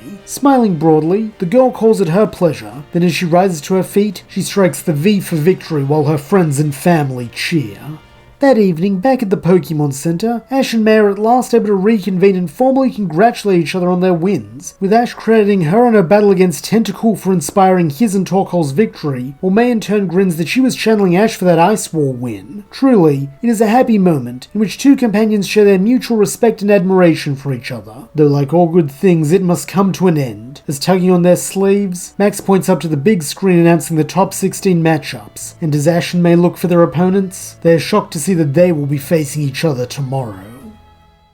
Turning to face each other, Ash and May share a look, though it is not one laced with uncertainty as it was when May learned that she would be facing Katie. Quite the opposite, in fact, as both are excited to be battling each other, as who better to test them than a friend and rival who knows their strengths and weaknesses inside and out. Speaking up first, May promises that tomorrow she's going to prove to Ash how far she's come from that novice he met at Professor Birch's lab, while in turn the Raven-haired boy agrees that it's going to be a great match for sure, vowing to go all out against her from the start, as a mark of the respect he has for her as a trainer, so he hopes she's ready to face him at his best. Unfortunately, not everyone is so confident, as standing between them, Max finds himself torn as to who he should root for, since May's his sister, but he's really come to admire Ash. Truthfully, he doesn't want either of them to lose, with Rolf slaying a sympathetic hand on his leg as it can feel his emotional turmoil, while Norman chuckles that his son's thinking is too binary, since he can root for them both, and Carolyn adds that instead of worrying so much about winners and losers, he should cheer for them both to have fun and learn from the experience. That way they'll both be winners. Nodding, Brock and Tyson confirm that this is what they'll be doing, with this settling it for the glasses-clad boy, as he makes a fist and tells Ash and his sister to do their best. And this is exactly what they do, as when they meet on the rock battlefield the following afternoon, both Ash and May look as though they are raring to go, having spent the morning in private training while devising some last-minute strategies to give themselves the upper hand. Wanting to prove that he's not holding back, Ash decides to open with Pikachu, while May meets him with Zangoose, having a simple goal in mind for this first match, to counter Pikachu's speed with one of her own faster Pokemon, while using the tricks Pikachu taught Zangoose along the way to her advantage. However, this cuts two ways, as having spent a lot of time helping to train the cat ferret, Ash knows its personality well, namely its timid nature and aversion to danger, with him therefore starting off by having Pikachu rain down thunderbolts on the field to create an unpredictable lightning storm that will also prevent Zangoose from advancing for fear of being struck. From the scared look on the normal type's face, this is working, though looks can be deceiving, as on May's cry to rush in and zigzag to avoid the lightning, Zangoose drops to all fours like Pikachu taught it and charges, proving that while it may not be fearless, it has gained the bravery to confront its fear head-on. Even as an opponent, Ash cannot help but be impressed, but at the same time he is less than thrilled at the powerful crush claw it manages to get off, with this making Pikachu squeal as he is sent tumbling back, bringing an end to this thunderstorm. Wanting to press this advantage, May next has Zangoose use Quick Attack, though reminding everyone just who taught the normal type how to use its speed as a weapon, Pikachu employs his own version of the move to bounce out of harm's way and even slaps Zangoose with his tail on the way down, before darting off in the opposite direction. At once, Zangoose pursues without even needing to be told, its longer legs allowing it to catch up with the electric rodent, so that soon they are neck and neck as they race around the pitch, ramming into each other's sides and leaping over the rocks that stud the battlefield. Making use of his smaller size, Pikachu attempts to get under Zangoose and shock his underbelly for what will surely be a match-ending blow. Though seeing through this, May as her normal friend ward this off with a sideways crush claw that does manage to keep Pikachu from getting underfoot as he is forced to leap back, though does little to prevent the Thunderbolt from striking all the same. Understandably, this leaves the cat ferret rather frazzled, and so looking to create some distance between itself and its foe to recover, it turns its attention to a pillar of rock currently in their path. During the last few laps, it, just like Pikachu, leapt over this, though now Zangoose has another idea, waiting until Pikachu jumps before lashing out with its claw, crushing the stone and causing chunks of rock to spray up at the electric type like shrapnel. Having not expected this, Pikachu is struck hard by this improvised attack, though being wily, Ash finds a way to turn it to his advantage, as by now Zangoose is pulled ahead, and the electric rodent can strike it from behind with Thunderbolt. Then, if that were not bad enough, he has Pikachu use Quick Attack to leap from rock shard to rock shard in order to remain airborne while closing in on the stunned Zangoose for a Quick Attack that should spell the end of the cat ferret Pokemon. At least, that is what he thinks until Pikachu dives. Showing off more of that resolve it may have built together, the red and white normal type turns on a dime and grabs the mouse Pokemon out of the air, before choke slamming him into the ground and pummeling him with its claws. Knowing this could be the end if he doesn't do something, Ash's Pikachu retaliate with a point-blank thunder, since they need power more than accuracy in that moment, with the result being a pillar of yellow light that engulfs both combatants and kicks up a cloud of dust and stone obscuring everything. In unison, Ash and May both cry out worriedly for their Pokemon, though they receive no answer, with the reason becoming clear soon after, as when the pillar of light fades, Pikachu and Zangoose are revealed to be slumped across each other, both unconscious. A little shocked that the first round ended in a draw, Ash recalls his best buddy, while in his place choosing Claydol, and seeing this, May attempts to capitalize on its water weakness with Marill. To this end, the girl has her aquatic teammate open with Bubble Beam, and relishing the chance to assert dominance over something so large and ancient, the Demon Lord of Hoenn puts its all into the attack, with this managing to do some damage, as the Bubble Barrage comes quicker than Claydol was prepared for. However, sometimes slow and steady wins the race, as when Marill's assault is over, Claydol responds with Rapid Spin, tearing across the field like a tornado, and forcing Marill to desperately dive to avoid the spinning dervish each time it draws near. Every time this happens, the Aquamass Pokemon does fire off another set of super effective bubbles, though it is plain to see that it'll take a lot more than this to slow it down. A fact it makes clear a moment later, as giving up on this cat and mouse game with the literal mouse, Claydol instead fires off a Hyper Beam that shows no sign of weakening, seeing a fearsome beam of light shoot down at Marill and leave a massive crater where it struck. Amidst the smoke and debris, it seems doubtful there is any hope of the little blue battler's survival. Though refusing to be underestimated, Marill pulls its soul from the hole a moment later, a sinister grin on its face. Now at last it can have some retribution, as Claydol is stuck in recharge mode. And seeing this, May tells it to use its signature Aqua Tail Morningstar for the win.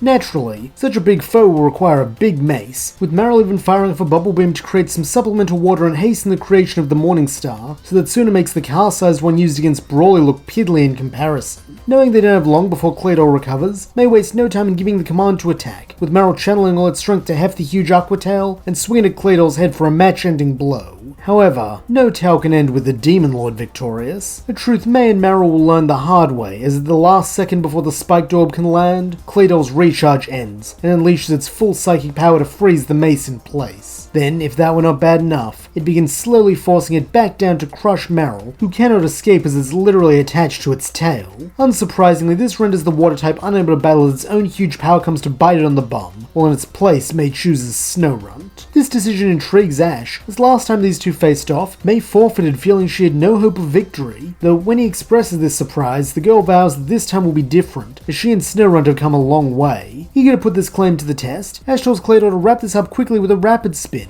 though showing off its prankster streak, Snorunt avoids this with Double Team, making it impossible to tell which Snorunt should be targeted, and forcing Claydol to begin using Ice Beam to pan across the battlefield. As Ash had hoped, this makes short work of the fakes, so that soon all that is left is the real Snorunt, though refusing to go down without a fight, May has it countered with Icy Wind. Unfortunately, this is not enough to match the beam of Arctic energy, with the force sending Snorunt flying and crushing painfully to the ground with a soft whimper. Seeing this has left the Ice-type winded and close to unconsciousness, Ash then attempts to bring it home with another Ice Beam, but May clearly has other plans, crying for Snorunt to use Icy Wind and hang tough, since she knows it has what it takes to win. Buoyed by this encouragement, the Snow-eyed Pokemon screeches its name, while ice crystals and snowflakes burst forth in an attempt to hold off the blue beam. While at first this seems like a doomed endeavor, as Ice Beam cuts through the gust with ease, these particles slowly begin to condense, with the wind itself thickening until it is not so much a gale as it is a beam, blue and cold just like Claydol's. From the looks of things, no one is more surprised by this than Snorunt. Though making the most of its second wind, it rolls its Ice Beam to push back against Claydol's, and shockingly, this works. Whether because this is the power of an ice type in its element or because Claydol had been complacent is anyone's guess. Though either way, the last thing the Claydol Pokemon sees before it is encased in ice is Snorunt beaming up at it. However, this smile will not be long lasting, as having learned from the battle with Marill, May does not mess around, having Snorunt immediately charge in and use Headbutt, with this being a wise decision, as when the little ice type collides with its larger foe, the frozen veneer shatters, sending the ground psychic type tumbling to the battlefield floor where it belongs. With this, the score is tied at 2 losses apiece, though it will not stay that way long, as when Ash brings Torkoal out and has it use Overheat, the Snow-eyed Pokemon is overwhelmed in one blow. Thanks to this defeat, the match is brought into intermission, allowing Ash and May a chance to return to their respective locker rooms and prepare for the back half, which will this time be on a grass field. Following this break, the two trainers return, each eager to give it their all, with May showing this by choosing her Combusken while Ash decides to stick with Torkoal, calling it back out. Choosing to take the initiative this time, Ash calls for Overheat, hoping the break will have reset its power, though unfortunately this is a vain hope, as when Combusken mirrors the move, the Firestarter's version easily breaks through Torkoal's, sending small flames everywhere, while the Tortoise is hit full force by the superpowered move. Due to being on a grass field, these small flames quickly catch, immolating the pitch and turning it into an Ash battlefield, though Ash the boy barely notices, as his focus is entirely on his Torkoal, having it hide in its shell for its own protection. However, this is just delaying the inevitable, as when Combustion closes in, it only takes a couple of double kicks to flip the coal Pokemon to its back, exposing its weaker underbelly and allowing the firefighting type to take it out. In response, Ash brings out Crawdont, figuring his trusty crustacean can handle Combustion, though it seems this match is not to be, as here May chooses to recall her starter and bring out Kecleon instead. At once, Ash's strategy shifts as he prepares for Kecleon to try a clever stealth attack, only to be proven wrong, as playing on his expectations, May has Kecleon do the most surprising thing and attack head-on, by lashing out with its tongue for a bind. Thinking fast, Ash's Crawdont catch it with Crunch, resulting in the tongue wrapping around Crawdont's pincer and tethering them to each other. Nonetheless, May does not change tack, having Kecleon close in and begin running around Crawdont to wrap it up with its tongue, while Crawdont attempts to stop it with Bubble Beams and Crab Hammers that sees the pair locked in an intricate dance as Kecleon ducks and weaves while Crawdont leaps and thrusts. To add to the beauty, water from the bubbles goes everywhere, creating a display that would not be out of place in the Grand Festival, though this is not what catches Ash's eye, as he spots something no one else has noticed, something that could change everything. However, to do that, Crawdont must first withstand what comes next, as with Ash's attention elsewhere, it has been caught up in Kecleon's tongue, and now stands helpless before it, or at least seemingly helpless, as when May prepares to give her next order, Ash countermands it, telling Crawdont to fire Bubble Beam from its mouth onto the ground and then tackle Kecleon onto the wet patch. Due to still being tethered, this is child's play, with the Red Ruffian crashing down atop its chameleon foe, whose skin begins to sizzle and smoke. From the looks of things, neither May nor the commentators know what is going on, though Max does, pointing to the other puddles where Bubble Beam hit the ground which are also smoking slightly, before explaining that Crawdont's water moves must have accidentally created lye, or to be more technical, sodium hydroxide, which is a highly alkaline combination of ash and water that can leave severe burns when exposed directly to skin. From the discomfort Kecleon is clearly feeling as it writhes in an unsuccessful attempt to escape, Max is right, and recognizing that a normal type will not be able to physically overpower Crawdont before it succumbs to its burns, May makes the pragmatic choice, and forfeits the round while recalling Kecleon and freeing Crawdont from its bindings. For her technically final Pokemon, the spunky daughter of Petalburg calls forth her Lairon, this being a wise decision, as its metal coating grants it immunity to the lye, meaning it can use Rollout freely. Not only that, but it is actually able to use the chemical substance to its advantage, actively rolling through the puddles to coat its armor in a faint layer of sodium hydroxide so that when it rams into Crawdont, it is for a taste of its own medicine. While at first this just leaves a nasty looking chemical burn on the water dark type's front, by the time Lairon has completed its pentalogy of rollout hits, Crawdont is no longer able to stand, falling forward while the smell of cured lobster fills the stadium.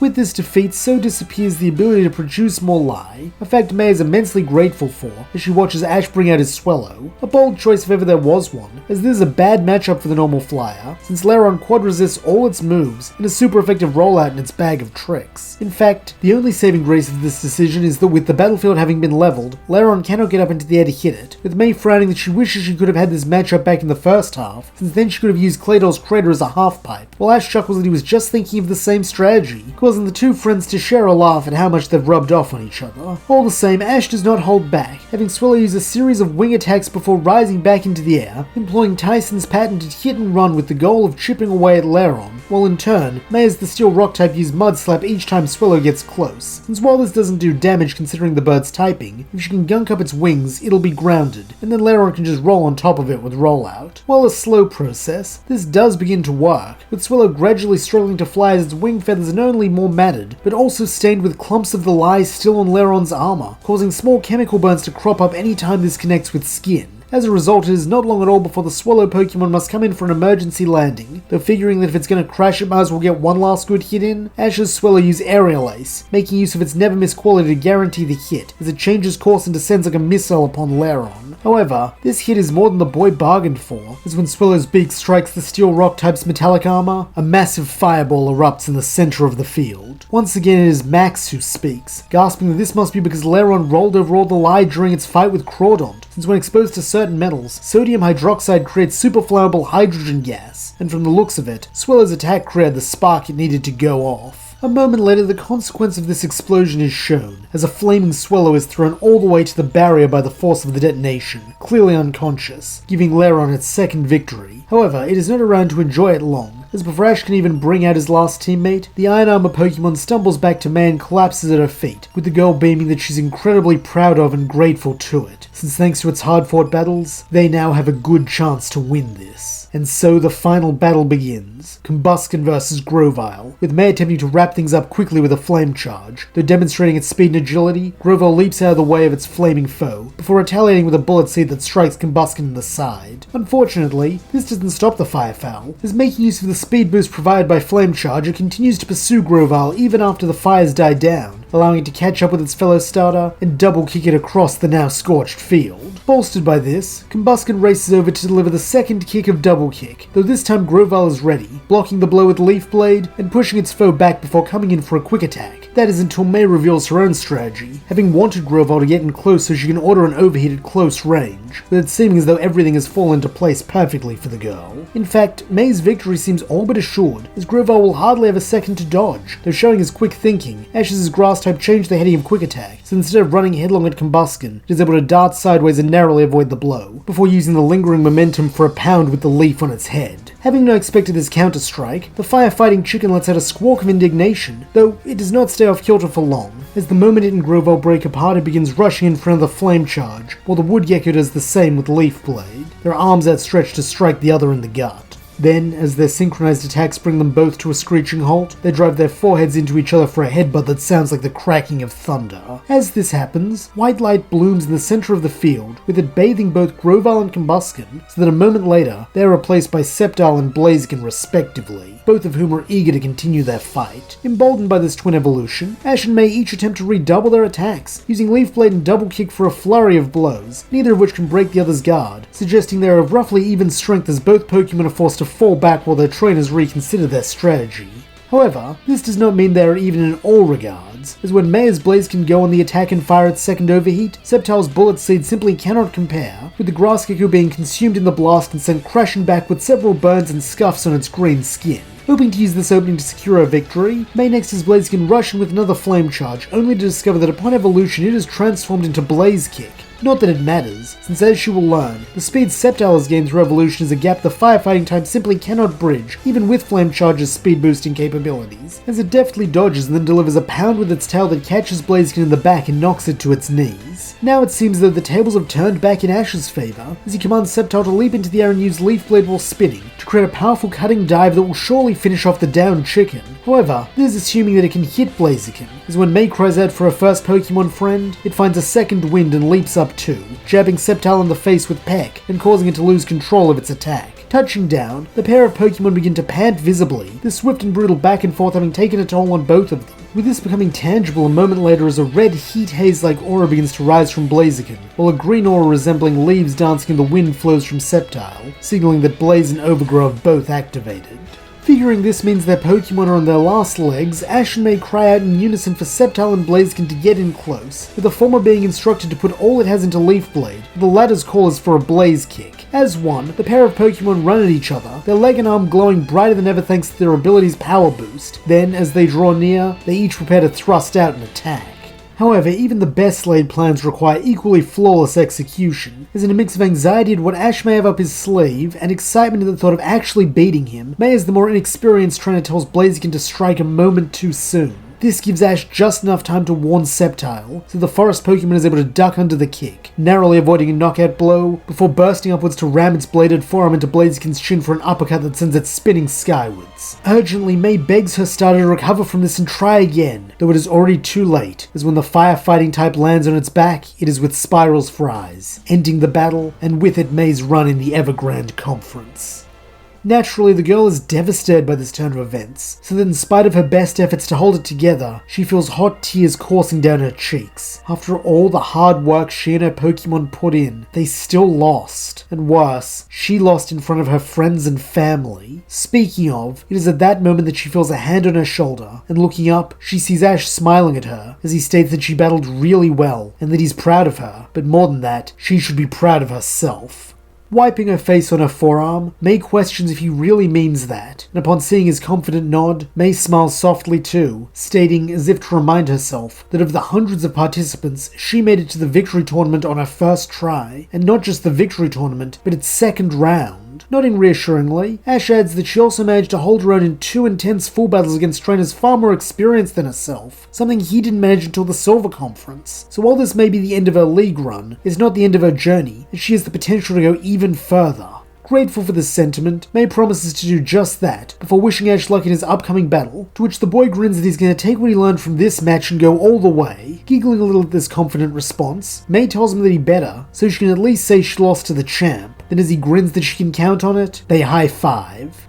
Like Ash, Brock, Max, Norman, Carolyn, and Tyson all have nothing but praise for May's performance, with Max even telling her that he really believes she could have beaten Ash if her timing on that last attack had been a little better. While slightly backhanded praise, the girl takes it with her thanks, while in turn telling everyone to cheer Ash on in his top 8 match tomorrow. As it turns out, this is against Tyson, with the pair being excited to face off for a place in the semis. For the most part, this battle goes similar to Canon, except that Ash's Pokemon are overall stronger thanks to having had May's team as training partners throughout their Hoenn journey, with Pikachu in particular taking what he learned from his battle with Zangoose yesterday to outplay Meowth in the final battle, though when their 2 Thunderbolts clash, it is the electric rodent who comes out on top, so that Ash may move on to the final 4. Unfortunately, here the effects of refusing to rotate his team begin to show, as after so many battles back to back, they are too fatigued to fight at their best. As a result, while Ash is a better battler and strategist than his semi-finals opponent, he is defeated in the top 4. With this coming as a particular shock to the pundits, who had begun viewing him as the odds-on favourite to win it all. Nonetheless, Ash is not disheartened, as this is still his best league placement to date, and like he told May, he still has plenty of room to grow. Following this and the end of the Grande Conference, it is time for everyone to go their separate ways, as Ash and Brock intend to return to Kanto, while May and Max are joining their parents on a ferry bound for Petalburg City. However, before they part, the 4 friends take a moment to thank each other for all the adventures they had together that none of them will ever forget, before promising to meet again someday. For Ash and May, this promise also comes with another, that when that day comes, they will have a rematch, something both kids eagerly look forward to as they turn their backs on one another and begin heading home.